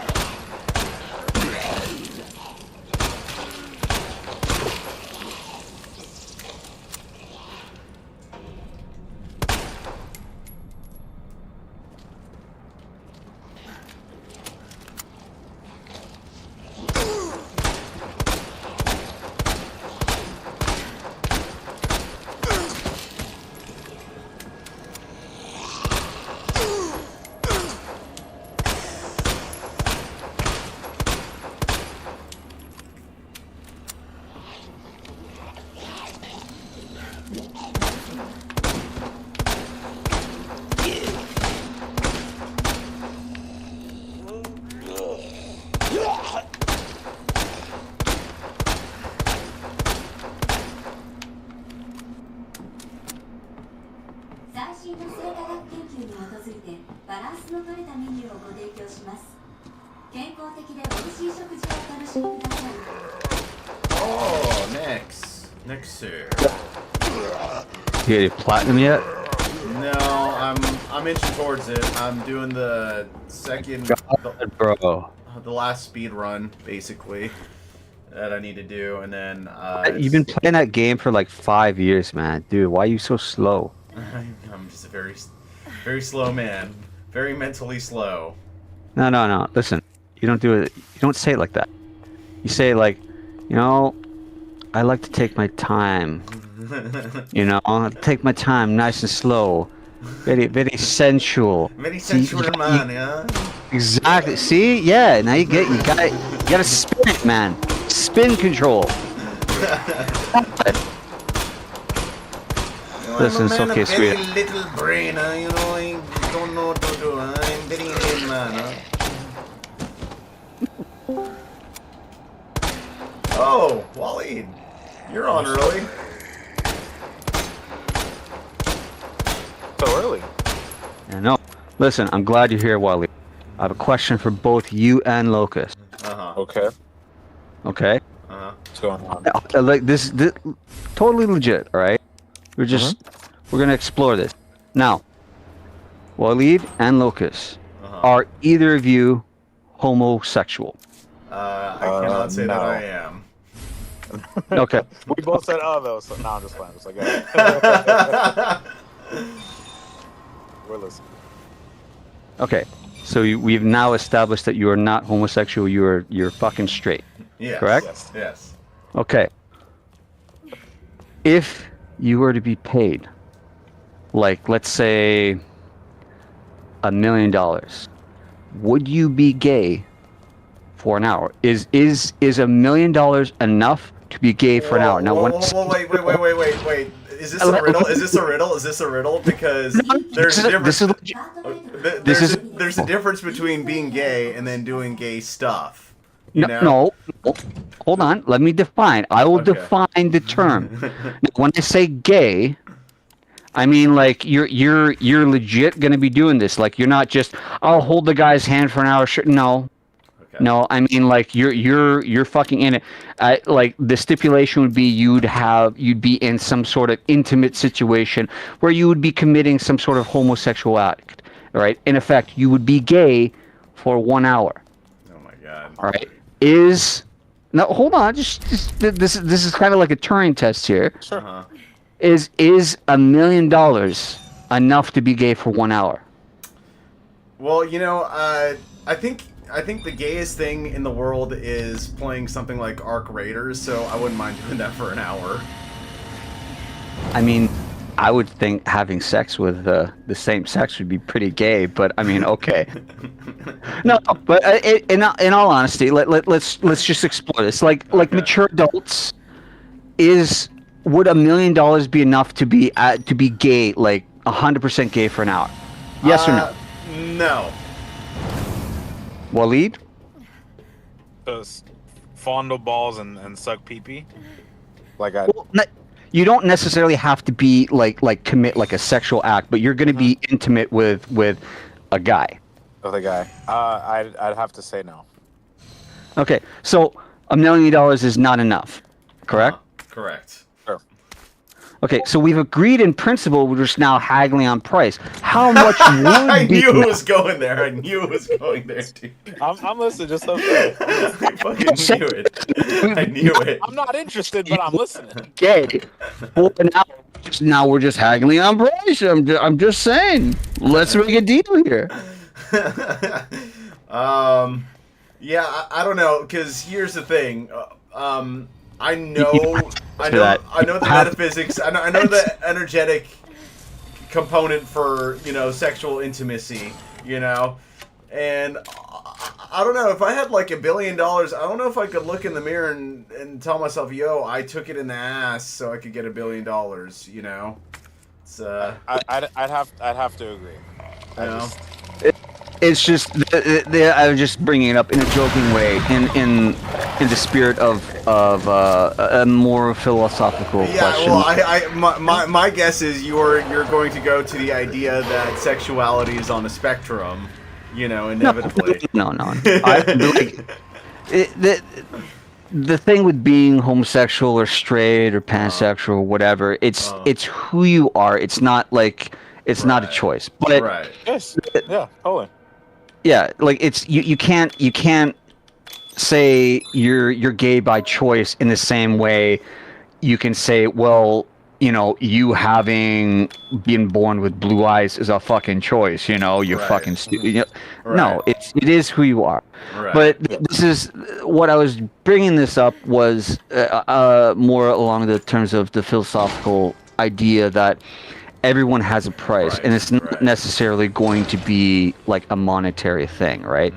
Like for me as a father, right? Like I could say no to just about anything, but when it comes to the kids, it's like, you know, like Yeah.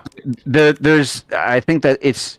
I always find it fascinating because the biological imperative to survive. It's a very extremely strong instinct, you know, like Right. it's the reason why humans we have fear.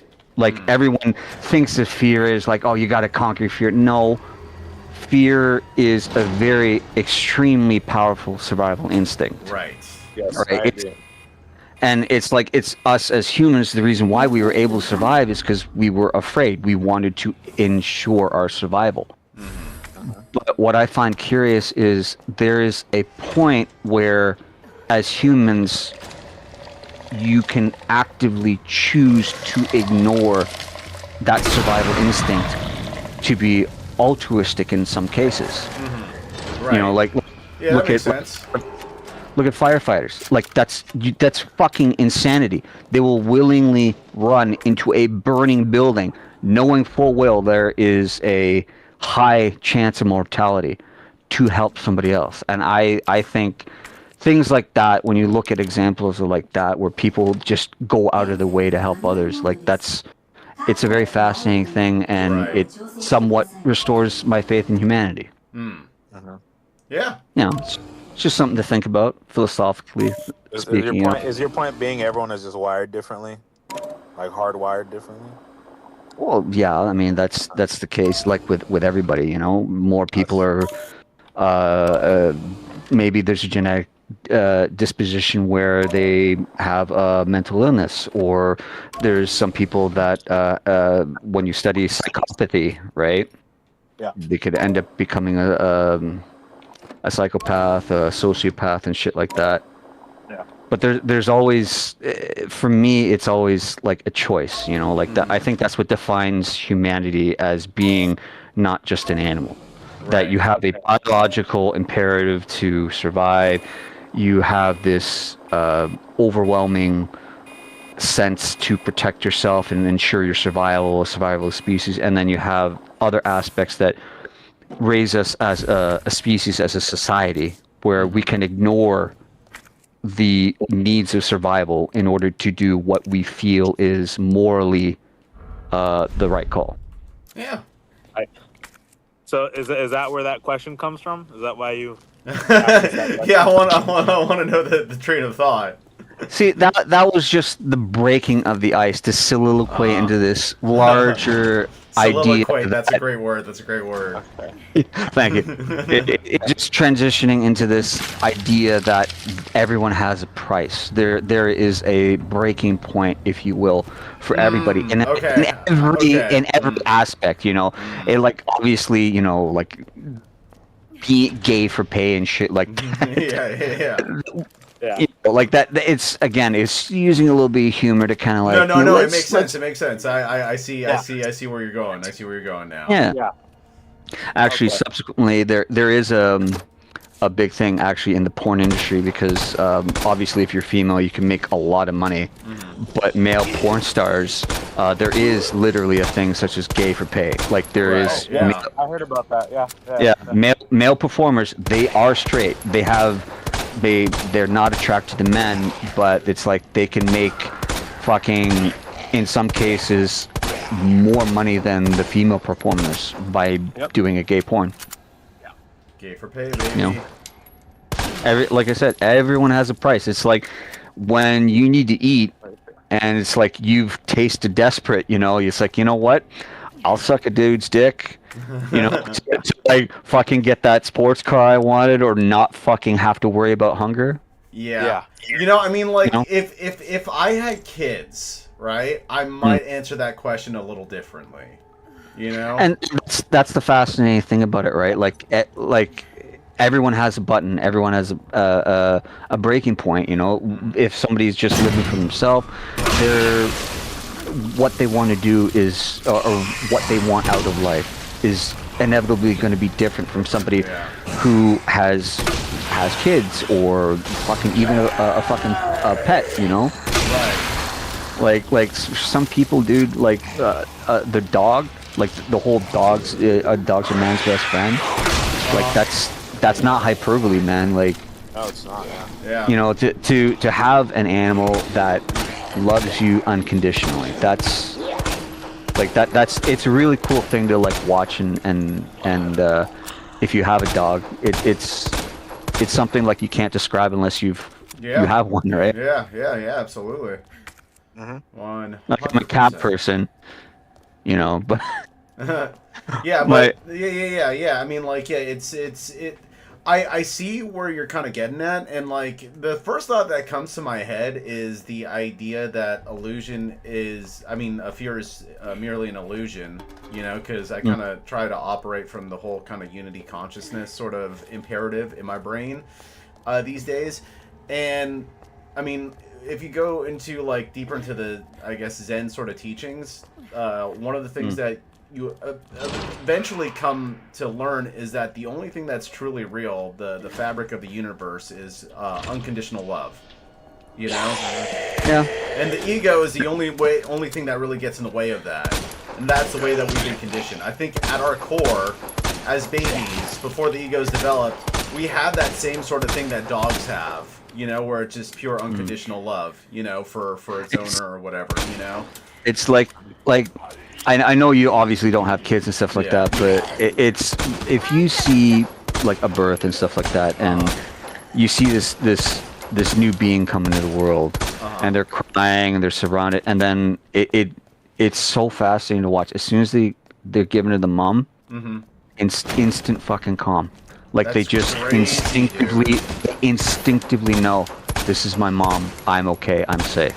And it's one of those things, like when you're saying love, you know, it transcends. Yeah. You know. Yeah. And it's really cool. Like it reminds me of this Family Guy episode. Fucking Brian, he's the butt of jokes in this episode. He's like trying to write this stupid fucking book faster than the speed of love, which sounds so fucking douchey. But when you think about it, and like the fact that love,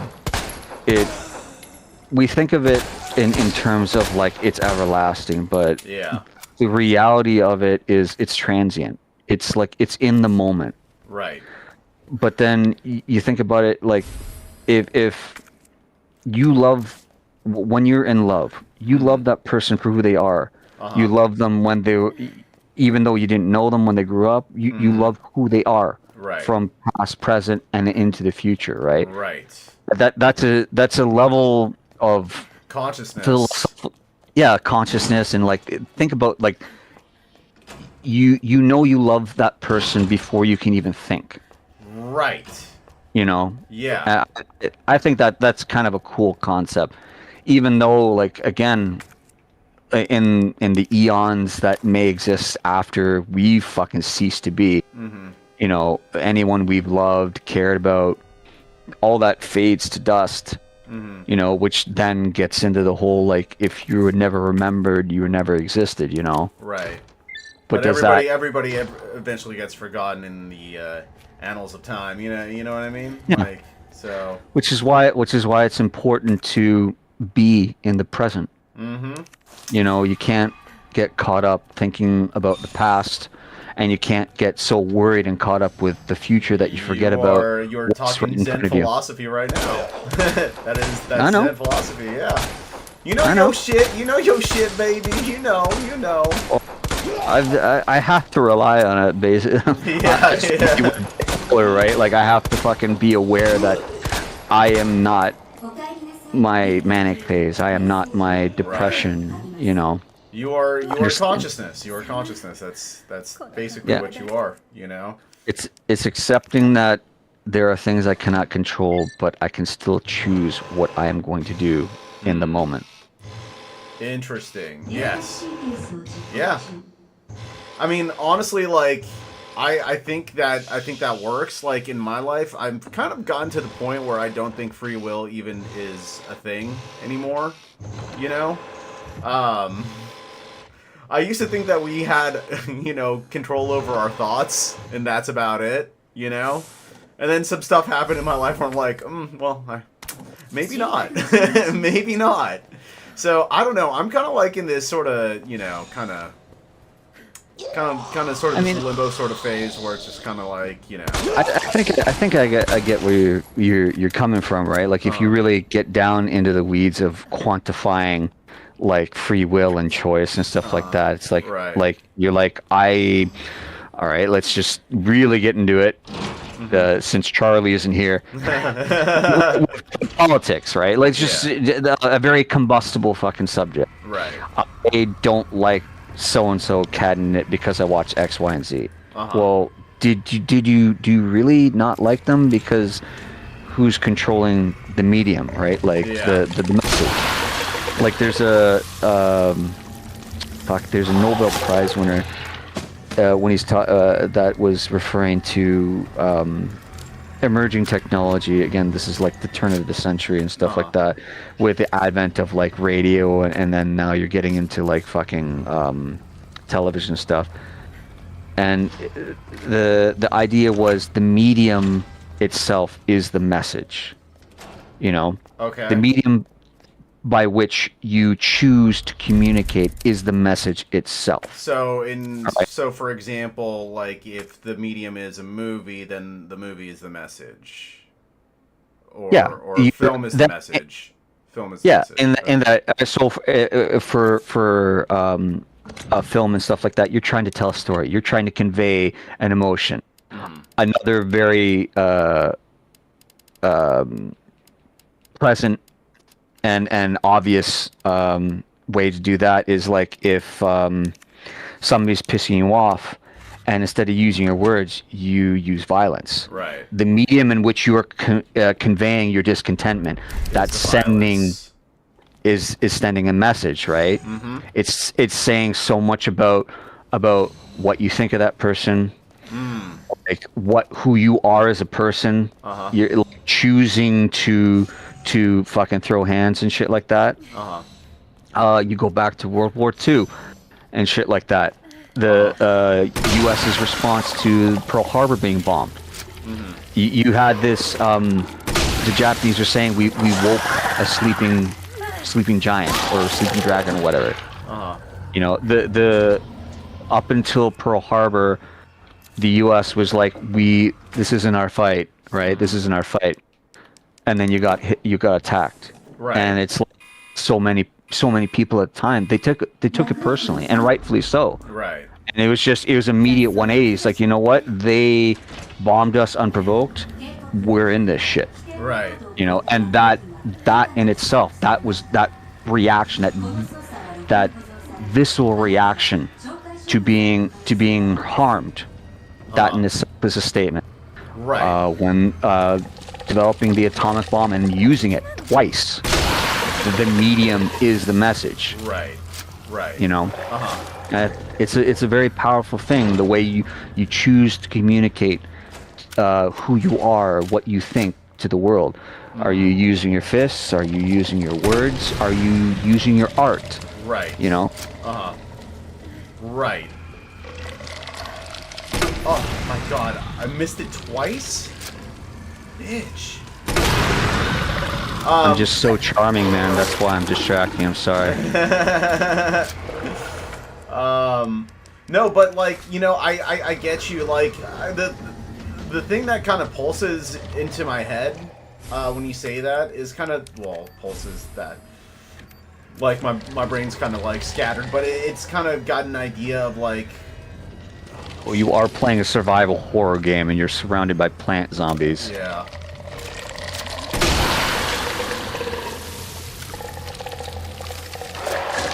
Not gonna lie, this section of the fucking game wasn't as terrifying as like the jump scares earlier on. Yeah. For me, at least, when I was like fucking playing it. But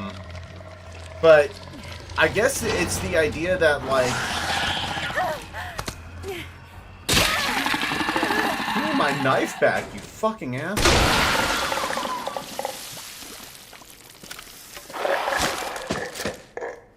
Take that.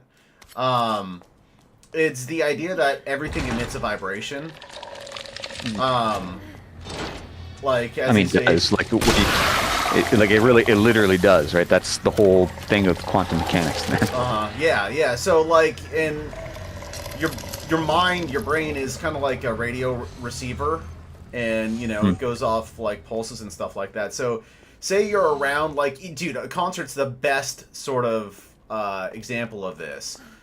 Everybody is in one groove of time, bouncing up and down to the same sort of rhythm. Like, everybody's feeding off that sort of pulse. But music is just a very powerful pulse in that sort of regard. Someone giving a speech, they're essentially, you know, pulsating something. And the more that something kind of vibrates and, I guess, resonates with your body or perhaps even your soul, because I would imagine your soul kind of has a vibration as well. I think that makes you more receptive to ideas or influence or things of that sort. I don't think that our ideas essentially come from our mind, more like they come from, I don't know, the field, I guess, you know? I mean, it's entirely possible because, like, what you're saying with resonance, vibrational frequency and stuff like that. Yeah. Like, there's people that make a career out of hypnotism. Right. And it's, you know, like, and that's just literally, they're not no drugs. They're just talking. Yeah. There's just talking, and there's something about the resonance frequency of their voice. It puts your brain in a certain state of mind. Mm-hmm. Right. Yeah. And you get right down to, like, well, why is in that frame of mind? Because your fucking neurons are firing and reading patterns in a specific way, right? Yeah, and you go and down. you're neurons, neurons are fucking atoms, molecules and stuff that also have a vibrational frequency. You keep going down further and further and further, and you get down to the fucking Planck level, and just everything's vibrating at a specific frequency. You know, that's right. whole Yeah. quantum mechanics. Yeah. So, like that's why, like, when you're saying what you're saying, like, it sounds very much like you're talking about quantum mechanics, just in a different way. Right. Exactly. I mean, what's quote unquote spirituality other than, like, science that has yet to be, you know, fully confirmed? I suppose that's the way I kind of look at it. Yeah, it's crazy, dude. So yeah, with that being said, you know, I think love is a frequency. I think it's, like, the purest frequency. Everything else is just, like, kind of spawns out of it, so to say. And even fear. You know, they say that the two primary emotions are fear and love, right?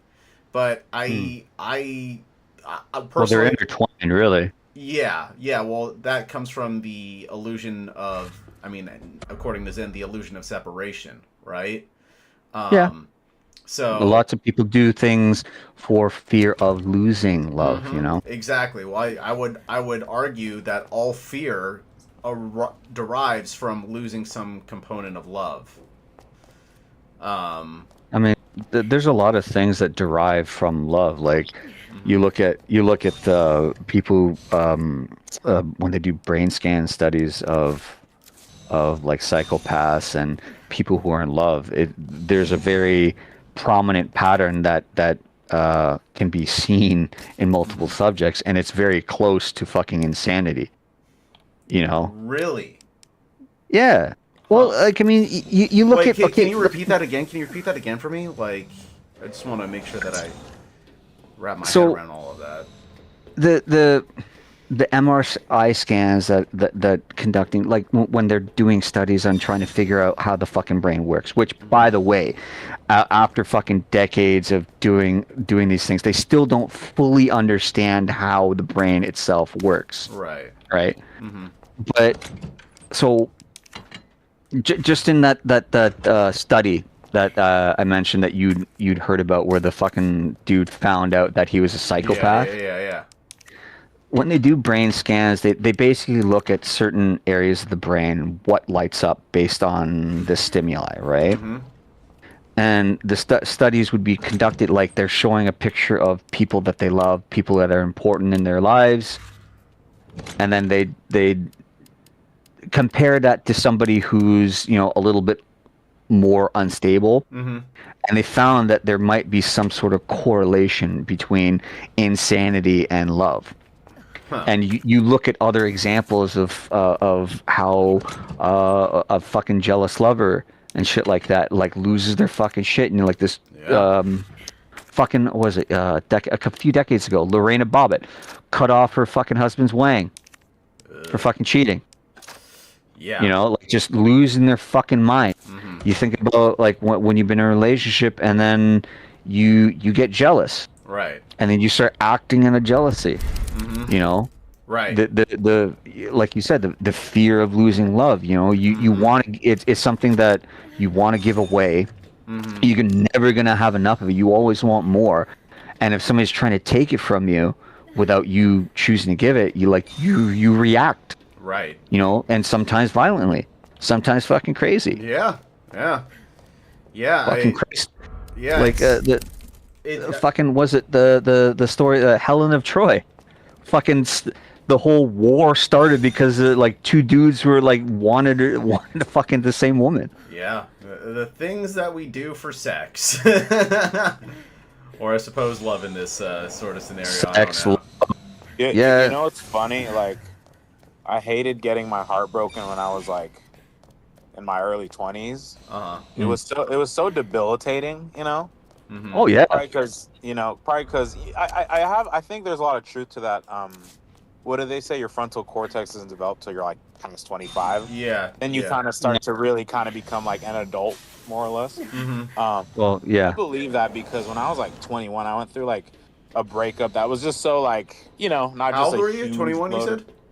I was 21, yeah. Okay. And it was such a blow to the ego. Yeah. Because she cheated on me, but like, bro, I couldn't like function. Dude. It was so, and looking back now, it's cute, it's funny, you know. And it's like, what the fuck was wrong with me, you know? But that's, I don't know, that's love. Well, I mean, guess, like, I don't know. dude. So when you can't function like that and all that sort of stuff, and everything seems meaningless, and you have no motivation, that's what is referred to as the dark night of the soul. But in Zen philosophy, the dark night of the soul is referred to as an ego death. Yeah. So, you know. Well, it really is debilitating, right? Like, it's fucking soul crushing. And it's so goofy nowadays because like now I'm like I genuinely like don't care about any of that. Like I'm just like happy to like, you know, be myself and stuff. Be by myself. Whether I'm with someone or whether I'm not with someone, it's I'm gonna be okay. You know what I mean? Right. Like, Yeah. It's not like, I guess I view it as like y'all love. You know? I don't know. Sticking a pin in it, Lotus, you want to aim for the eyeballs. Right. If you didn't already know. Like, that's how you take them out quicker. Aim for the fucking eyeballs. Anyway, no, back to love music. is crazy, man. It makes you act like fucking erratic. It's crazy. It really does. There's part of and some philosophies when you look at like the pain in your life and stuff like that, especially like the pain of like losing someone you really care about and shit. You'd equate it to like you think of who you are as like a box, right? Like just a regular box, and everything that you are is put inside that box. Your memories, experiences, people you love, and shit like that. And when something just fucking rips your life apart, you think of it as like this just big black ball, and it's huge, it hurts, and it takes up so much space in your life, you know.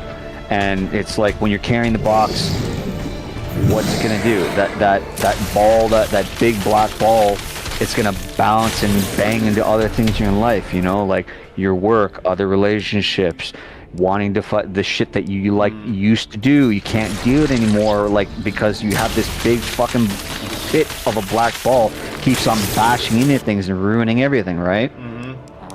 And the thing about it is, it never goes away. It just becomes who you are.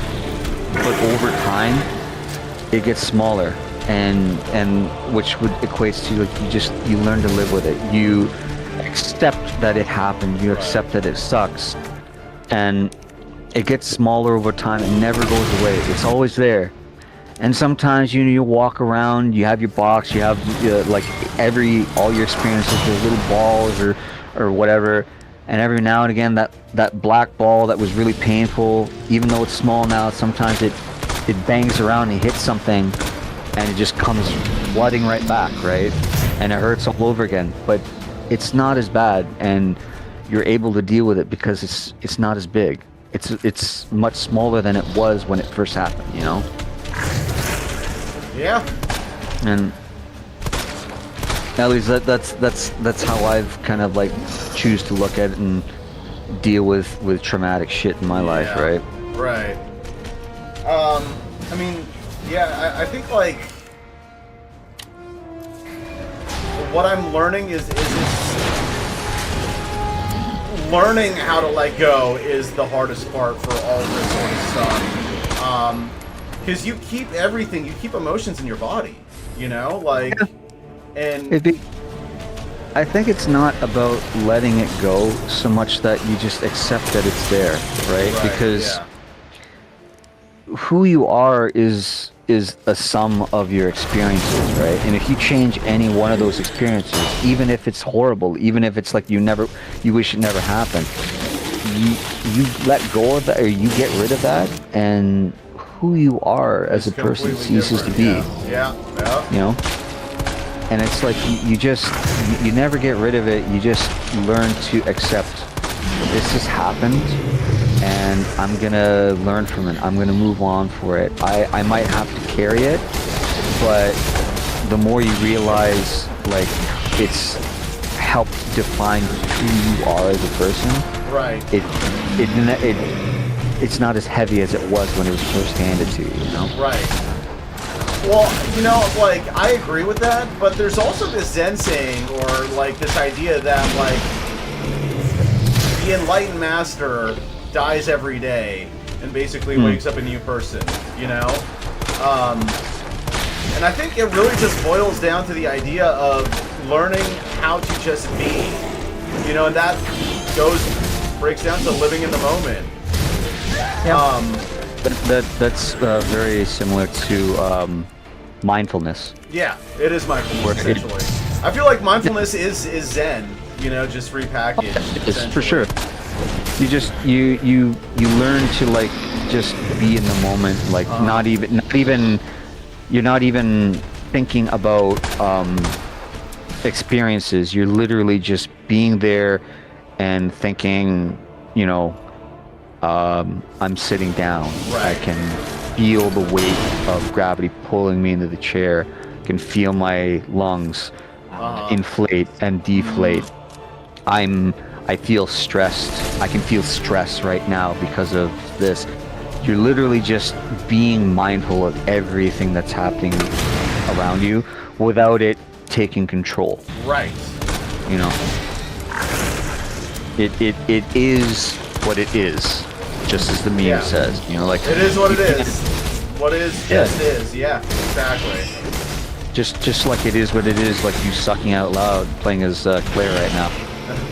Shut up. I'm just joking. Hey, seriously, aim for the eyeball, man. That's what I'm doing. Aim harder. Aim harder.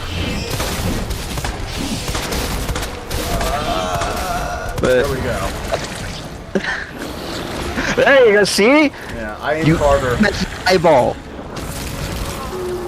But no, what you were saying about the frontal cortex and stuff, that is legit true. That it's not fully formed until you're 25. That's actually, if you notice, your insurance for people, it doesn't drop until you're 25.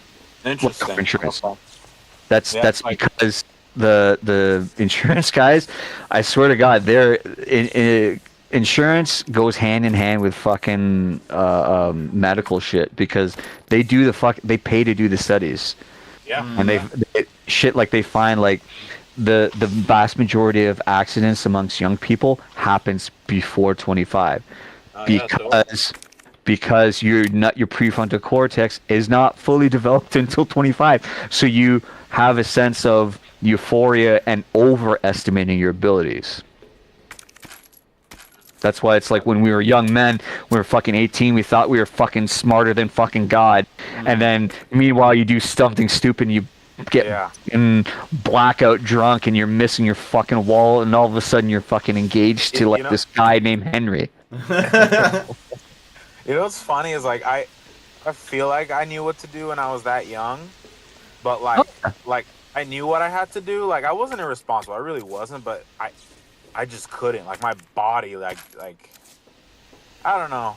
I don't know. Just it's so weird because you're definitely trying to like do the right thing. Like like I gotta save some money, I gotta be responsible, whatever. But like, but also there's fears and blow, man. Fuck. Yeah, exactly. Well, none of that for me. But I yeah, it's. I was using that terribly. Yeah, what is for Waleed is male hookers and blow. Just regular hookers, no. Specifically male hookers? No, male hookers. Very specifically male hookers. Hey, it's okay to like the lady boys, man. Hey, man. That's Lucas, though. That's Lucas. Ladyboy Lucas. Dude, Tarek, I don't know if you like remember, but I'm pretty sure the joke kind of went over you guys' heads, but like, you were like, yeah, my brother's in Thailand and he actually stays away from those streets and this and that. And I like swallowed my mic and I was like, how does he know that? How does he know that? And everyone's like, did you get a new mic? Why are you yelling? So I'm like, that was like kind of a joke. That was like, it was a stupid joke. It was just dumb. Yeah. No, I thought it was pretty clever. Okay, cool. I thought it was funny. The people that get something out of it, like they knew, and it's like, I see what you did there. That's all I wanted. Yeah, that's what I needed. Yeah. I was gonna ask you guys are on early. I was just like looking at the general and stuff because I know John's planning the trip, but yeah, you guys are on pretty early. Yeah, I'm. I have to get this plat before my birthday or on my birthday. Oh, sick. Okay. So I gotta buckle and then in. I saw him streaming and I thought I'd fucking harass him. Yeah. With questioning his sexuality. Yeah, exactly. I'm trying to bring culture to the fucking stream, man. Rainbow culture. Yeah. Like we haven't got enough of that already in the past, I don't know, 10 years. Oh my god. That's funny. That was so funny. Next, do you believe people when they say they're hetero, or does your gaydar go off? Are you like, yeah, sure? No. I feel like for me, it's always the guys who try to project macho. I'm like, yeah, you're fucking. Like you're like compensating because as I've gotten older, I feel like I don't have to like front, like nothing kind of bothers me, like because I'm like I think me and Tark are fully like in tune with like being like, yeah, I like girls and nothing else, and like there is something to the gaydar, and obviously there's people who like guys who are they act a little bit more effeminate, and the girls who are a little bit more butch. There's people that obviously fit the stereotype and shit like that. Like the stereotypes exist for a reason. You shouldn't treat entire groups like a stereotype, but they're there because somebody fits it. Right? But it's like for me, it's like if you're comfortable in your sexuality, like you don't fucking care. It's like if somebody asks you if you're gay and you just like no, and it's like it doesn't matter. You just the people who like fight tooth and nail, like they get really offended, like they lose their fucking mind. Yeah. I was like, to me, I've like in the back of my head, I was like, that motherfucker at least fucking consider it, and then they're fucking worried that they might be be gay. Like that's like they've just sold their soul or some bullshit, right? It's so funny. Yeah. No, it's so funny. You know, it's just those people. I swear to God, they're the best to mess with. Yeah. When they're so fucking uptight and afraid of their sexuality, like this fucking fragile porcelain doll. Yeah. Yeah. Like it's the 1960s again. Yeah. Yeah, that's so funny, man. Yeah. Remember that used to be scandals in the news in like 2003? That used to be scandals. Now it's like no one cares. No one cares. Yeah. Oh my God! Is it the level of education, man? That's the fix. That's the fix for that bullshit, right? Because if you go back, like my wife was a fucking history major, and she's like, people have not fucking changed. They literally fucking haven't. Like since ancient fucking times, you go back to ancient Rome, ancient Egypt was 1,000 years before, like Mesopotamia. Humanity has literally been eating, drinking, fucking pissing and shitting the entire fucking time in every fucking manner. You had people that wanted to do art, you had people who wanted to fucking fight, you had people who wanted to fuck, you had people who wanted to fuck each other and shit like that. Incest, fucking bestiality, fucking gay shit, lesbian shit, like all of that has literally been throughout humanity. Yeah. Like, okay, so here's, alright, obviously you guys, I'm sure you've heard of Pompeii and the shit that happened with that tragedy, right? So, I believe it was Pompeii that the historians, they found, like, some of the, like, a very, obviously because of how things were preserved, they had found a fucking tablet. It might have been fucking Pompeii or somewhere else. This is the ancient fucking world. They literally, it's one of the earliest and clearest indication of writing. It was on like a fucking stone tablet or some shit like that. They went and translated this. Do you know what this fucking thing said? It was literally a fucking complaint about a fucking business. Huh. Somebody had submitted a fucking review about this fucking this business. They're like, I didn't. It was literally written in fucking stone that they were They like, I want to talk to your manager. That's literally how it fucking read. Oh wow. I was like, fuck. Pompeii Karen, dude. Pretty much. I don't now. This is the caveat here. I don't know if it was Pompeii, but it was like around the same time period. Gotcha. This was literally written in fucking stone that this dude was complaining about a fucking business and it's the poor customer service. Isn't that fucking something? That is something. Literally thousands of years earlier, and we're still like later, right? And we're doing the same fucking shit, just a different fucking way and faster and more and louder. Yeah, Humanity has not changed. The more things stay the same, right? Yeah. Exactly. And when if you think about that, if you look at the history, and it's like, dude, the gay, being lesbian, being butch, being fucking transgender, that's not fucking new. That is not fucking new. That's thousands of fucking years old. You know? And it's like, if you look at the terms of that, it's like, dude, it's not a big fucking deal. Right. Right? And I think for me personally, you know, being in the community and shit, I think that's where the inclusion started and where it ultimately should end up.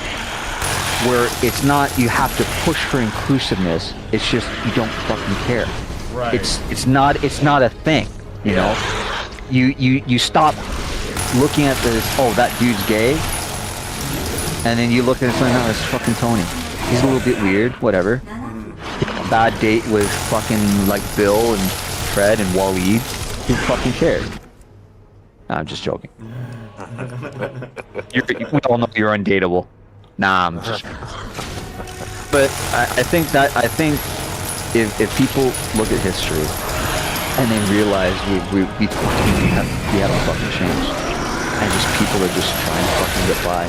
People are gonna want to fucking fight, eat, fucking have a good time, and shit like that. And just treat people like fucking people, having an actual human experience, not that this dude is fucking gay or this guy is Israeli or this guy is fucking Polynesian or shit like that. It's just a fucking, that's just a dude, that's just a girl. Fucking cares. Are they bothering me? No. Whatever. That's my 2 cents, man. People are just trying to get by. Vast majority of the people in the world, man. I'll be back on like half an hour. I'll go stop and chill out about it. In that order? What?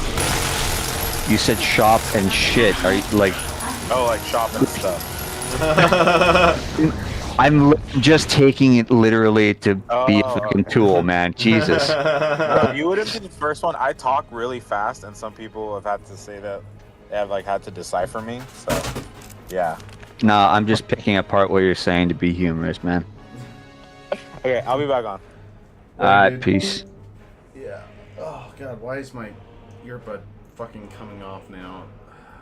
I pay so much money for these fucking headphones. This bullshit Your happens. earbuds, not headphones. Yeah, whatever.